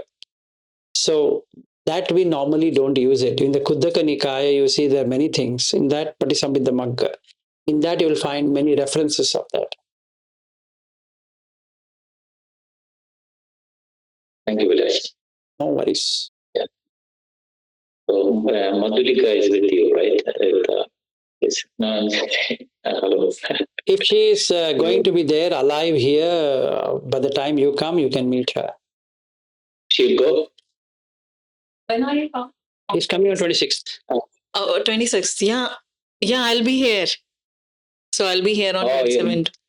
Yeah. 26th. Okay, so we'll meet. I was thinking that you are not seen in the group discussion for a long time, and you are your husband. Yeah, because it's the morning class at 4:00 and we usually practice at that time, right? So Nikhil and I wanted to continue the practice and sessions we are doing in evening. I mean, afternoon session. That is the reason we are missing the morning classes. But again, when the winter would start, we'll come back to the morning session. Oh, okay. So easy. I forgot his name. So Nikhil, right? Yeah. Nikhil. Yeah. He's also there? He'll be coming on 1st of August. So he'll be flying on 25th. Right now he's in UK. Yeah, nice to meet you and have a good retreat. Yeah, thank you. Thank you.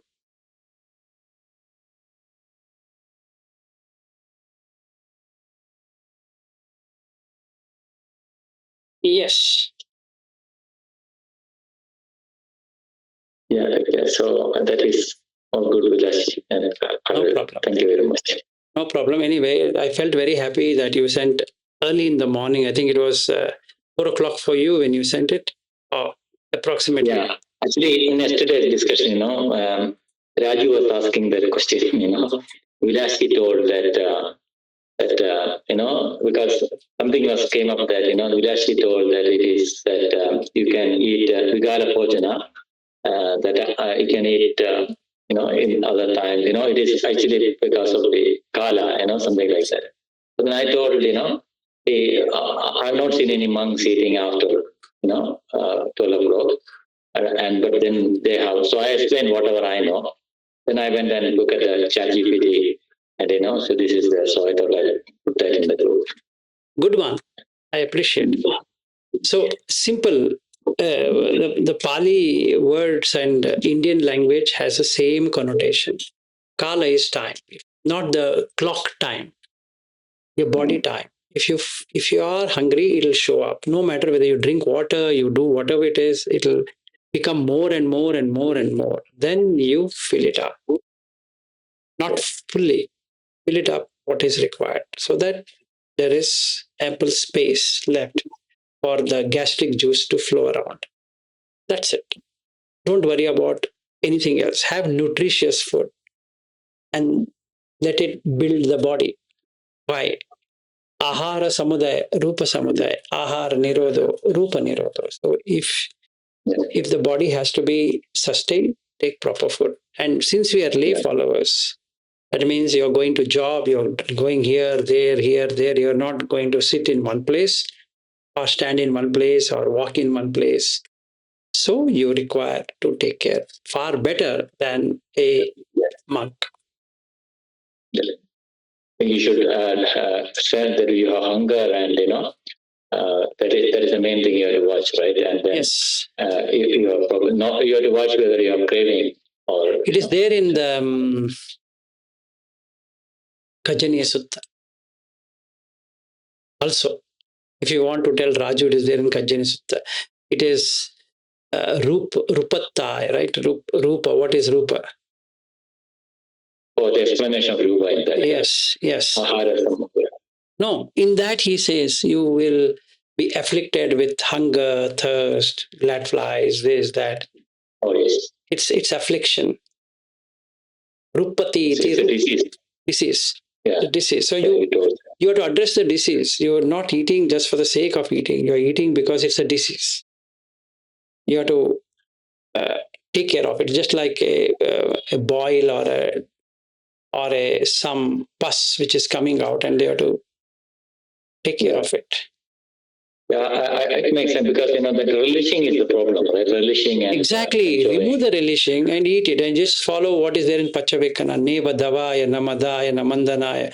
That is there in Sekka Sutta also, MN 53. Why are you eating? You're eating for these reasons, not because you have to starve. He says there, what is eating? Vikala Bhojana also is mentioned there. He says that Bhojane Matyanutta means Neva Davaya, Namadaya, Namandanaya, Navanda Vibhushanaya, Yavat. Not for enjoying and not for fattening. Yes, yes. So for maintaining. Somebody would, like, she was saying she and her husband Niket have got to a nice thinking, which is actually weird, but nice thinking, that one loaf of bread is sufficient for us, which is exactly what Buddha did 2,500 years ago when he was following the Jain tradition. And he said, one grain of rice is sufficient for me. Then he understood it is not going to sustain. Of no use. There, the gods came and told that Buddha that what you're doing is wrong. Please don't kill yourself. Don't hurt yourself. It is not good. Which made him realize that he has to have avihimsa sankappo. Now, this lady sitting on the left side, she's having vihimsa sankappo. Her husband is also having vihimsa sankappo. She thinks himsa is for others. No, himsa for yourself is also a himsa. So you need to be very glad that somebody, your parents have given this body and is consisting of 4 elements which are not yours. So how do you submit gratitude? Because it's your parents who have given this body. By taking care of it. Not for enjoyment, not for adornment, not for anything, but to submit gratitude that thank you for this body, without which I would have been just a Gandhapa going around searching for food. I think many people, see when you progress in Dharma, this is my experience, that, one thing we can't avoid is eating food. We have to eat it every day. Yes. So maybe we are very careful that, to separate between eating and, the craving. Yes. Because you know that you like some food and, the taste and everything. So why don't I stop eating too much so that, the tongue doesn't stop the craving. That's true. Stop the craving. That's absolutely a must. When we are on Dhamma, like, there's one lady who has come here with weird imaginations, and one of that imagination is coffee. And she's spoken over coffee, where I have written one book now. I'm going to write one book on coffee. Why not to drink coffee or drink coffee? And she said that how many times? So she wants to quit coffee, but she's always memorizing coffee. So actually what is happening is you're rewiring back to coffee, wanting to skip coffee. So what this poor woman's thinking is that she never eats. Coffee is sufficient. She's been doing that for years together. And all of a sudden, she thinks that she shouldn't be drinking coffee for these 10 days while she's here, which is a good idea. I don't deny it. But the habit pattern has been made. Unless you replace that habit with a better habit, you are just suppressing it, which doesn't make any sense. That doesn't mean that she has to submit to coffee, but at the same time, she should see what is happening, not have craving for coffee. That she has to work out. Coffee is not the problem. Craving for coffee is the problem. So if she works out on the craving for coffee, then coffee is gone. Then whether you drink coffee or don't drink coffee, you don't feel like. Also, Vilashi, sometimes it works that, if you don't drink coffee for 10 days, maybe you can get rid of that craving also, right? No, it is suppression. You have to see whether you're suppressing it or you are trying to address it. Buddha Dhamma is addressing it, not doing it. Just saragam va chittam, saragam chittam pajanati. I know this thought. Because Buddha says, in some sutta, you told, I can't remember that, but not like any sensual pleasures, I wouldn't say that, you just keep doing it, No, you should. With mindfulness, with awareness. Yes. Yeah, which is that sutta, sorry. SN 36.21, where Panchakanga Sutta, Panchakanga Sutta, in that it starts with different kinds of Vedana. So he says, I've shown 2 Vedanas, I've given 3 Vedanas, I've shown 5 Vedanas, I've shown 6 Vedanas, I've also showed 36 Vedanas, I've also given 108 Vedana. I understand why this problem is, but here is what I can say about Vedana. That if somebody says there is no pleasure of the senses, I don't agree with it. There is. But there is a pleasure far better than sensual pleasure, which is first jhana. Now, if this lady cannot get into first jhana, can she quit coffee? No, this is not the sutta, Vilashi, I'm talking about. In one sutta, in Majjhima Nikaya, that one person was thinking that, if some sensual pleasure, that is a wrong view, Buddha says, if I keep doing that with awareness, it is okay. Yes. Something like that. That's correct. So then, yeah. I don't recommend to do all the, maybe he was doing in sexual desire or something, I don't know, but that is where he said, I don't say that all sensual, approaches or whatever, you should keep doing it. Yes, you should do it with awareness. Now, he says pancha kama guna. You should be aware of the pancha kama guna and where it starts, where it ends. That brings you awareness, sati. So if you have sati, it doesn't bring you to coffee or anything at all. It just takes it like a food and there ends the matter. So you don't feel anything for any senses, let alone this eating as coffee or whatever food. You will get rid of it. So whichever way you take it, if you build in sati, awareness, then you're done. Then it doesn't take you there. Only because I'm unaware. So I feel like having coffee or tea or milk or juice or whatever, even though I'm filled up. The boredom, arati has to be removed. So if I develop pamojya, like what is mentioned in the Maharahulavada Sutta, I'm drinking coffee because I'm getting bored. The basic idea is that I'm feeling bored, which is arati. So if I cut arati by becoming pamojya, having pamojya, then I don't require to drink coffee because I'm already gladdened. So I don't require coffee to gladden me. The mind is not gladdened. So I drink coffee to gladden it. There's an energy push and I feel, so nice. But if I'm already in the most best of dopamine, serotonin, oxytocin, endorphins, why will I go and drink coffee? It doesn't call me to drink coffee at all. So in that way, craving is gone. That's there in this in that MN62, where Buddha says how you should remove arati.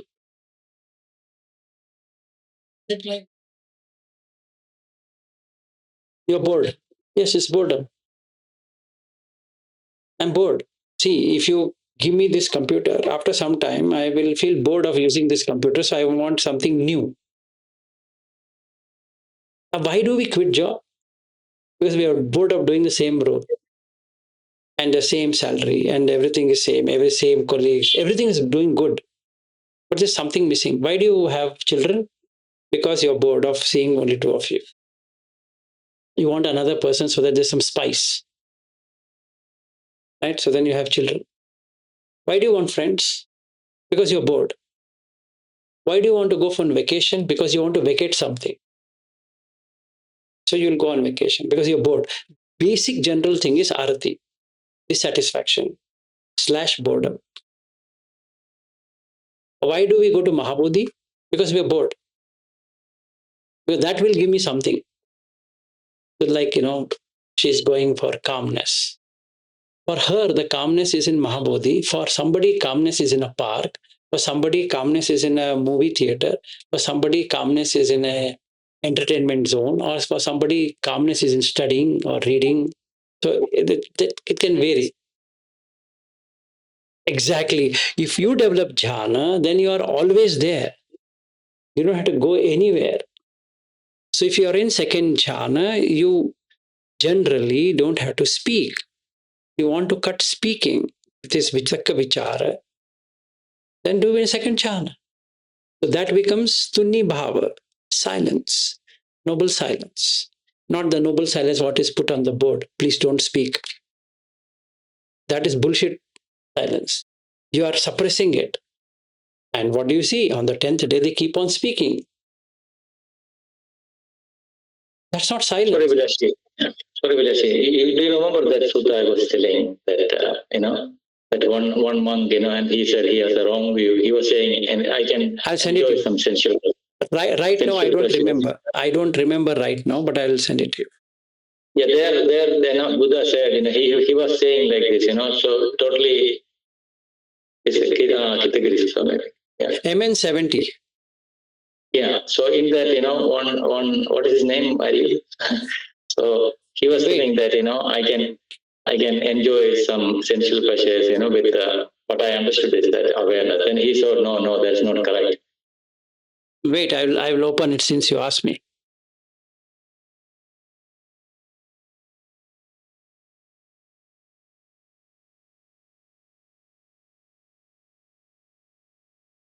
This starts with eating. Yeah. I think it's several monks rather than one specific monk. So they had a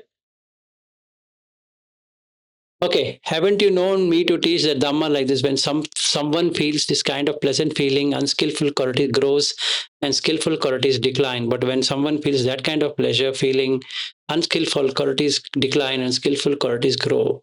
When someone feels this kind of painful feeling, unskillful qualities grow and skillful qualities decline. But when someone feels that kind of painful feeling, unskillful qualities decline and skillful qualities grow. So he'll talk about all the three kind of feelings. Now, supposing I had not known, seen, understood, realized, experienced this with wisdom, when someone feels this kind of pleasant feeling, unskillful quality grow and skillful quality decline. Not knowing this, would it be appropriate for me to say you should give up this kind of pleasant feeling? But I have known, seen, understood, realized, and experienced this with wisdom. When someone feels this kind of pleasant feeling, unskillful qualities grow and skillful qualities decline. Since that is so, and that's why I say you should give this kind of pleasant feeling. So, Bobby, if you take food eating to anything, if that increases more unskillful qualities, you remove it and replace with skillful. Now, what happens? You should, to do this, you should follow exactly what is mentioned in Niramisa Sutta. Otherwise, you'll miss the link. You should take Niramisa Sutta and practice it. So there is Samisa, there is Niramisa, Niramisa Itara. So three. For both the Piti, Sukha, Ekagata, all the three states. Right. Now what I do is I evaluate. Now she is having orange here. If let's take I love oranges. but I'm full. I've eaten breakfast and there is orange. Is it skillful or unskillful? It's unskillful because vikala, because that is greed. That will add more passion to me. So I can't sit and meditate now. If I'm doing my breath watching, this will become a hindrance. So I shouldn't agree to that pleasant feeling, which is going to come because of eating orange. Yeah, because it will increase your unwholesome exactly quality, right? Because I'll be adding more raga. I'm coming out of raga while I'm adding raga, which makes no sense. Okay, yeah. Second is that it's skillful. Okay, that means I'm hungry and she's having orange, and she would say, "Sir, do you want to eat orange?" And I say, "Yes, I would like to eat orange," because it's skillful. I'm not eating just for the sake of eating. I'm eating because I'm hungry, and hence I'm eating. Sorry, sorry, this is going going long, but then see now things like cake or sweets and all. It is nothing like nutritious to the body anyway, right? Health-wise, it's no benefit, so it's unskillful. Yeah. So why somebody has to eat that if it is anyway your craving will increase because it is not with any health benefit we are eating that. 2-3 ways of seeing it. In another sutta, I think it is in MN 84 or 77, whichever that sutta is. He says, "Why do I follow Buddha?" He puts 5 things, and then Buddha says, "I eat so much delicious food which no human can eat. I eat all kind of food." If you say that I'm eating frugal food, I think that is Magandhya Sutta. Magandhya Sutta. So you need to understand what is said there. If you that is before his enlightenment. No. Who says so? Yeah. No. Please read. You mean to say Buddha's enlightenment? No, it's wrong. No, what he was saying, this person was saying he is the destruction of the growth and all, so is that no, and then he said, I had a lot of pleasure before my father had everything. No, that is different. This one especially talks about 5 things why he follows Buddha. And Buddha refutes why he should not have these 5 things. He'll put another 5 things why he should follow the Buddha. Because he gives instances for everything. If you think he wears less clothes and hence you're following, and the Buddha says, "I have so many clothes that then you will not follow me." If you say you eat less and then you follow me, but I eat so much that you will not then follow me. Wait, which is that? I'll send it to you. Yeah, MN 77. Okay. I'll tell you. Sakuladai, yes, that's a sutta. Beautiful one. MN 77. Yeah, MN 77. So you need to know all of this sutta, Bobby, otherwise you'll go mad. So that means Buddha eating everything and Buddha is... Yes, it's there in that sutta. It's there in that sutta. He says, I'm treated royally. I don't say no to it. It is Yes. Yeah, it's after he became Buddha. He's eating royal. He says nobody can eat so much. So if I tell that, if you say that I eat less and hence you follow me, then you're wrong. I eat so much then what happens? Then you will not follow me then. Yeah, that is interesting. Yeah, it's not about the cake. It's an intent what you have. So let's say I come to your house and Marin makes a beautiful pastry. Vilasji, this is for you. What should I say? No, Marin, I am a Buddhist follower. I don't eat cake. Is that a right way of saying no? Have the cake. Just forget all about it. Meaning, don't create craving for the cake. It's subtle. Yeah, that is, I understand. But when you are in say for example, in a monastery or something, you have a lot of choices, right? And nobody will tell you anything if you don't eat or not eat, or that's fine, Nobody will tell that, oh, I feel sad or something if you don't eat. So that time, why? Because I take it sometimes. Because I know that it's craving. It is not like, yeah, so that is different, right? You have to choose. See, manasikara, in that 2 manasikara, ayoniso manasikara, yoniso manasikara. Let's say I am not a food addict or I'm not a foodie kind. and I discern Nevadavaya, Namadaya, Namandanaya, Navibhushanaya, blah, blah, blah. And I take my plate, I observe, will this lead to my suffering or will it lead to be out of suffering? And I choose the food. Let's say I need to eat chocolate. There's also there black chocolate, dark chocolate, or whatever chocolate, or pastry, or something. Eat little, which will not make you in any bad. Why should you have this big one? Yeah. So that's what I'm saying. I only eat little, but still that because I'm eating that because of craving, not for the benefit. Need not. You should check. In fact, there's another sutta where Buddha explains, I think in 149 or in Majjhima Nikaya, somewhere 147 to 149, somewhere Sariputta asked this question. He says, Sariputta, do like this.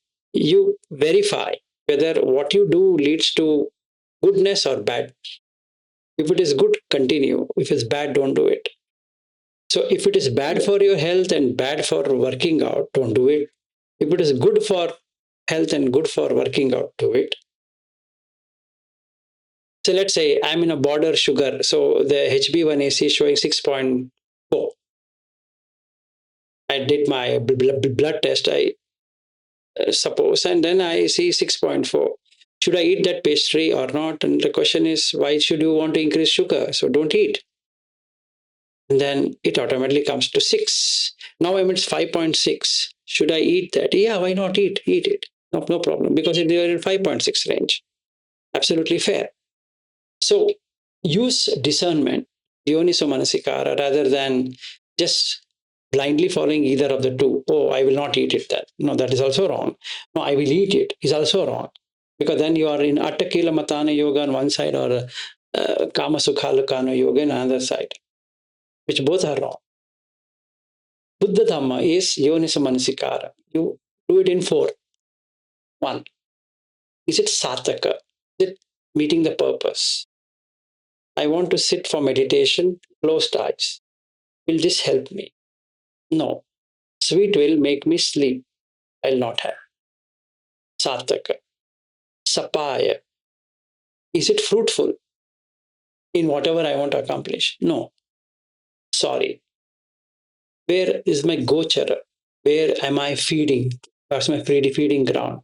Feeding ground is this pastries and cakes and fruits and this and that and so many things. Okay, you know what? Between carbohydrates and sugar, both are sugar. There's no difference. So why don't I cut carbohydrates and take the sugar, which is going to go directly? Because both does the same thing, basically. So I evaluate. I don't want to hurt. Let's say I have gone to her house and she feeds me like, feast, like what Brinda did on the day of my arrival to her house. At 11 o'clock in the night, we are eating, or sorry, 10 o'clock in the night, we are eating. Even though she knows I don't eat in the night, she prepared food for me. Can I throw the food saying that, Vrinda, what kind of a person are you? Do you know to whom you're speaking? No. I said, thank you. You've given me food. Let me eat whatever I can eat. And Eru was there. I took whatever little bit of everything because she said, Vilas, sir, I prepared this for you. I prepared this for you. I prepared this for you. Now what to do? So I had a little bit of everything and I said, may you have good life and good this one, and wished her good eat. Actually, what should have happened the very next day, I should have been constipated because I can't eat in the night. But Our Lady is feeding me. And Chirag is saying, Vilas, sir, please eat, please eat. We are waiting for you. What I can do? That too, I don't eat after sunset. No, they're feeding me at 10 o'clock in the night. Eat. Next day, no problem with the bowels. Now, just do that for the sake of them. Just take a little bit, wish them good. You have followed what exactly Buddha says. So there's no craving. I'm just following what they say. And it's there in MN77, whatever he has sent. So I didn't break the words of the Buddha.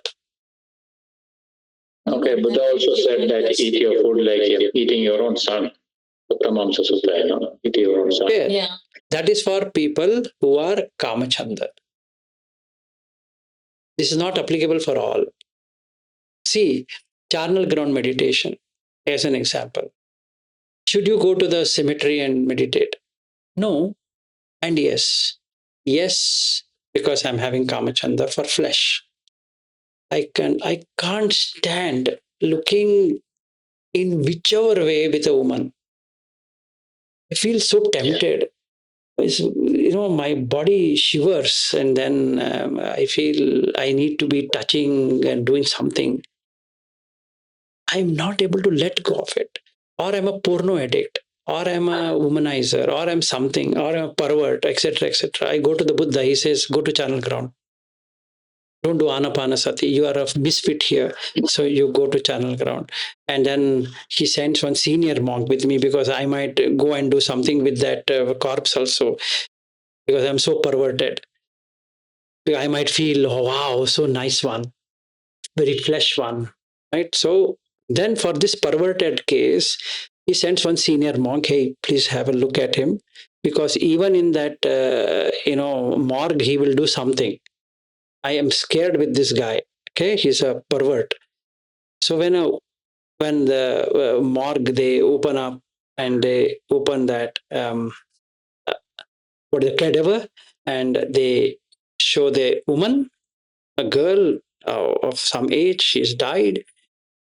This monk will poke me and ask, Vilas, what do you see? I see she's beautiful. Very good. That's exactly what the place I should be. So the monk takes a knife and cuts her throat. Vilas, what do you see now? She's ugly. Good. Cuts completely, and whatever is there, the last food she had taken, which was there in the throat, comes out. Do you see, Vilas, what is there? Yes. Now he cuts. Sir, that flesh push. Wait, I'm coming there. I know you are interested in that. Hold on. I'll do. After I cut everything else, I'll come there, okay? Have patience. Because I love that one, the middle body one, right? Let's say I'm obsessed. That you should be taking in the end. So what he does, he cuts each toes, fingers, leg, etc., etc., etc., cuts into small pieces and shows Vilas what's the difference between a cucumber and this, a tomato and this, a cabbage and this, a pumpkin and this, and a ladyfinger and this. You just cut it, cut it, cut it, cut it, cut it, and see. Now comes to your part, right, which you want to take home, right? Now I'll cut that. It's filled with fat. It's yellow in color. It's fat. Cut the abdomen. It's fat. Then, when you have cut every part of the body and you mix and match it, the puzzle is mixed and matched, means it's all smashed out. Then you sit there watching the breath, anapana. See this woman, now in this cut into 1,000 parts. Where is the head? Where is the torso? Where are the breast? Where is the abdomen? Where is the navel? Where is the leg? Where is this? Where is that? Now he says, the senior monk says, Vilas, this is exactly what is your body is. Your body will be in this morgue, waiting to be cut. Sit and observe. Like this body, so is that body. Like this head, so is that head. Like this hair, so is that hair.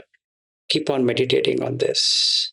And after a few minutes, hours, I start crying. The perversion is gone. Then the senior monk picks me up from that morgue, brings me to the Buddha, and shows, here is the person who is refined. And Buddha looks into my eyes and say, sit.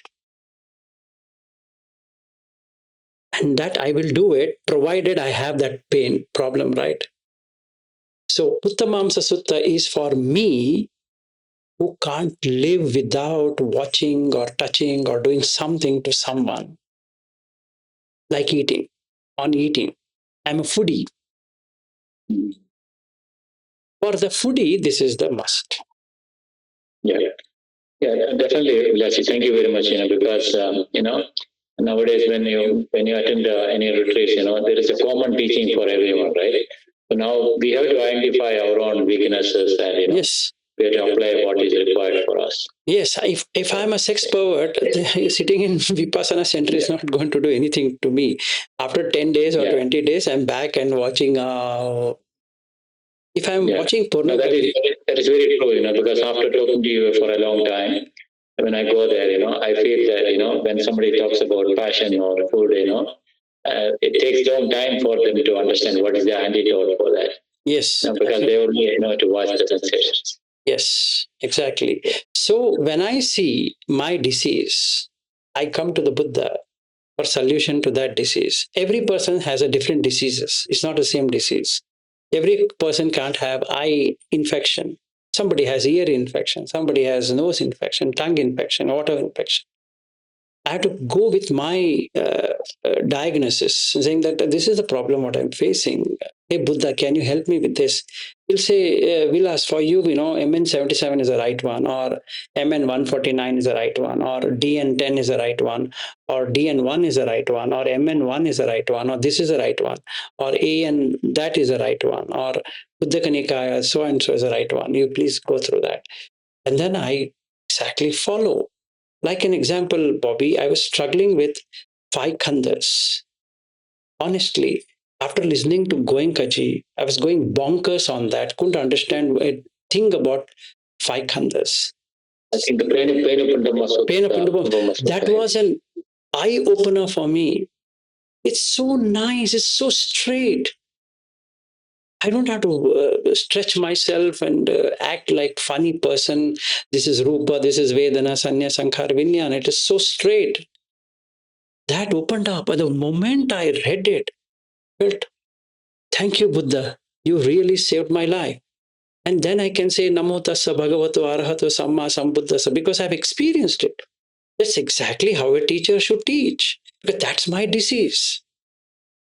So he gave solution to my disease. That might not be Madhulika's disease or Saubhagya's disease, or there's another lady who has come as her daughter, Vibha, or Madhurima, who is a sister of her. Each of us have our own diseases. So we should address our disease, not somebody's disease. If I know my disease, I've already done the first noble truth, which is suffering. What is that I'm suffering from? The second noble truth, the cause of suffering. The third noble truth, how do you come out of suffering? Fourth noble truth, the steps you have taken to come out of suffering. My suffering was this. I want to know two things. What happens after death and where I'm going. Only these two. I don't want anything more. So my suffering is only these two ones. There's no other suffering I have.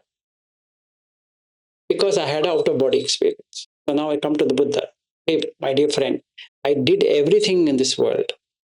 Couldn't get an answer. Can you tell me how can I find where I will be reborn? So MN 120 gave me that answer. You can be reborn in this existence, this existence, this existence, this existence, this existence, this existence. Everything is there. You need to know how to practice it. So that is given by MN5, which talks about exactly 5 steps. And how to put effort is there in Pasarisa Sutta. So it did things for me. This is my disease, right? And I'm done with it. Now, you mean to say if I follow this, it's going to work? Yes. That's what Buddha would say. You just do this. This is for you.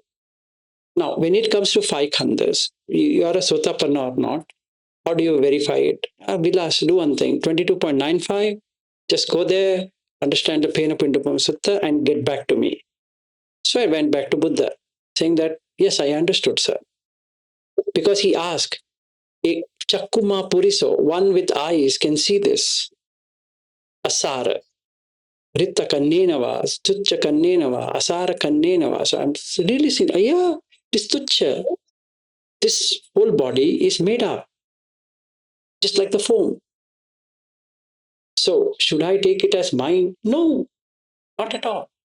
Good Vilas, good. See the Vedana now. See the Sanya now. See the Sankhara now. See the Vijnana. So Vilas, do you claim this Rupa to be yours? No.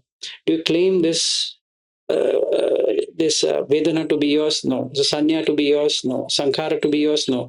Vijnana to be yours? No. Very good. Now, whatever is arising and passing away is going to give you sukha or dukkha. It's dukkha. And whatever gives you dukkha, can you claim it to be mine? No. So, Vilas, you are now a Sotapanna. Enjoy. Done with it. Now comes, how do I get into Sakadagami? Very good question. How do you do livelihood? Just check that. Are you possessing anything in your mind? Yes, I'm possessing objects. What kind of objects? Apple. Good. Work out on that. What is apple? Apple is that is not orange. Very good. And orange is not banana. So anybody can name anything. Yes. So you can be named as wife. Yes. Can be named as husband. Yes. Can be named as son. Yes. Can be named as daughter. Yes. Can be named as house. Can be named as money. Can be named as blah blah blah. Is there any essence in that? In reality, is there a wife there for you? No. Is there a husband there for you? No. So how can you possess something which doesn't exist? Yes, sir. Right. So don't possess. So parigaha, aparigaha. So remove the possession. Where it is, DN15. It opened up my eyes like, somebody has blown a big light on my face. When he talks between Vedana and Tanha, he gives an entire picture of it. Paryosana. Why do you put effort? Anyway, now when he did that, you will see you are behind profit, don't want loss. You are behind fame, don't want defame. You are behind the prosperity, not the getting out of prosperity. You are behind sukha and not behind dukkha. Now, Vilas, for that matter, if you stop possessing, will you be able to claim independent sukha and dukkha? No. Profit and loss? No. Name and fame? No. And that is name and defame? No. Prosperity and not having anything? No. Can you drop it and see? Yes. Sakadagami. Enjoy. Now comes to Anagami. What are the steps to be followed? Kamachanda Vyapada. Now you are done the gross one. Can you work out the subtle ones? What is subtle? I will tell you. The jhanas, the 4 jhanas. Can you extend by the 4 arupa jhanas? Let me try. Try. Yes, very good. Now that you have seen the 8 jhanas are Vedana related, it gives you a feeling which can change. It's anicca in nature. It gives you dukkha. If you are not in 8 jhana and somebody says that he is in 8 jhana, what do you get? You feel cheated. True. Are you possessing this arupa thing? Oh, yes, sir. Aha. Now you give up that. Give up. But how that will stop me from coming into the womb existence? I will tell you first, give this up. Now, from this position, see what is a womb. It's dirty. It's a filth. It's a sewer. You had fallen in a sewer with this body. Now, can you drop this body off permanently? Yes. Now, Vilas, one thing, if you follow this rule, if you lie flat of this body, the feeling also goes away. Yes, sir, you're right. And the sanya goes away. Yes. The sankhara goes away. Yes. The experience of having this body goes away. Yes. So why don't you do now? Sanya Vedaita Nirodha. So cessation. Excellent. So what did you do? Kaya Sakhi. Done. You'll never be reborn in womb existence. So that's the third one.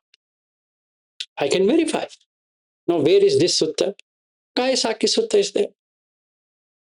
And also in Kitagiri Sutta, it's there. Whatever that MN 70 there.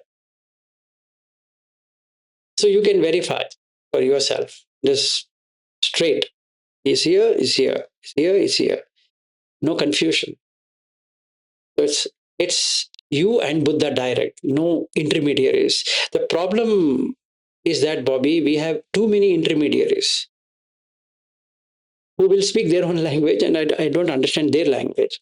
I only understand Buddha language, nobody else language.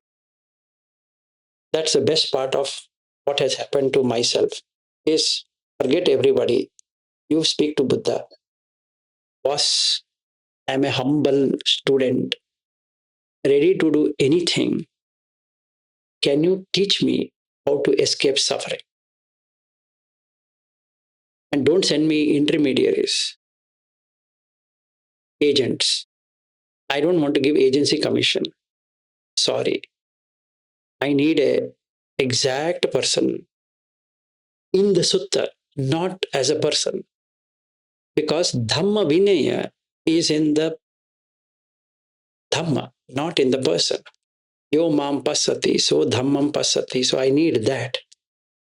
Tell me which sutta, if I practice, will get me this. I will exactly do it. And I'll verify it. Now coming to Arhat. Chabbisodhana Sutta. Practice it. Done. MN 112. Done. What has to be done? Good night, sweet dreams. That would be the answer from the Buddha. You've done everything. Past. All. In that Dhite Mattam Bhavisati Sute, whatever you have sent in the WhatsApp, I really loved it, what you sent. Now, what ChatGPT sent, whatever I was trying to say this long. Because, ChatGPT knows my history, Whenever I ask some question, because he understood that this Matam is my favorite. And also like Neso Mama. So, yeah. So those three things, those two things, they always combine and, whatever I ask, they say that, and which I liked it because, that Bahiyas, that thing is helping me a lot. And also, Vidashi, like when you say about this thing, everybody is not so lucky to give this type of, Buddha's knowledge, because of you, I got it. Otherwise I wouldn't have this much knowledge about what Buddha has said. Because before I tried it, I tried reading Sutta before I met you, but then I couldn't get into that deeper meanings of, how simple you explain things. So when I hear it, that's why I make it a point to listen to you again and again, so that at least the deeper mind understands, thank you very much for that, Okay. And whenever I stay in any place, Vipassana center or anything, all this teaching what you have told me, I'm very fortunate that, you are there and, but I also rely on Buddha's words. And You don't rely on me, you rely on the Buddha. No. Definitely, because when you say something and if I feel that some contradiction to what Buddha said, I will further investigate and I will keep. And now I'm so relieved that we have ChatGPT and our friend Eriu has done a nice website which gives a deeper meaning. It does how to apply in the daily life. all the punya, let it go to Aryu, that, for whatever he has done. I really appreciate whatever he has done. And it has saved my energy from explaining this for so many years. And now that is done by AI tool, people accept. It looks so ridiculous, but then it is fine. That when I said, they said no, and now the chat GPT says they accept it. Wow, beautiful, very nice. Enjoy. The other thing Ari was helped me, like, because you remember, like, when you started teaching me sutras, you said, think that in your own local language. So now I can read all these things in Malayalam. Malayalam, yes. It's so beautiful because so many words are similar. Which I've been telling you that. I've been telling you that when I came to your house. Yeah, you told me, but see, now I told you many times, Rashi, I'm not intelligent as like you. For me, this maybe I don't know what chitta is. It takes a little bit more time. But I'm slowly coming there, I'm happy for you. I'm happy for every Malayali in our group that they have in their own language to understand whatever they should understand. And very soon he's going to add a Nepali and Sinhala. So it'll be nice. Okay. Yeah, Sinhala will be beneficial for many people. No, it'll be beneficial for Sinhalese, not for you. No, other people. Like, there are a lot of Buddhists there, right? Yes. And then. True. Okay. All right. So let me take care of them while you take care of yourself. Yeah, and I want to tell Madhuliki and others that, we took a lot of your time. Anyway, thank you very much. We have taken some of you. Okay. So, nice to meet you. And, thank you. Bye-bye. Yes.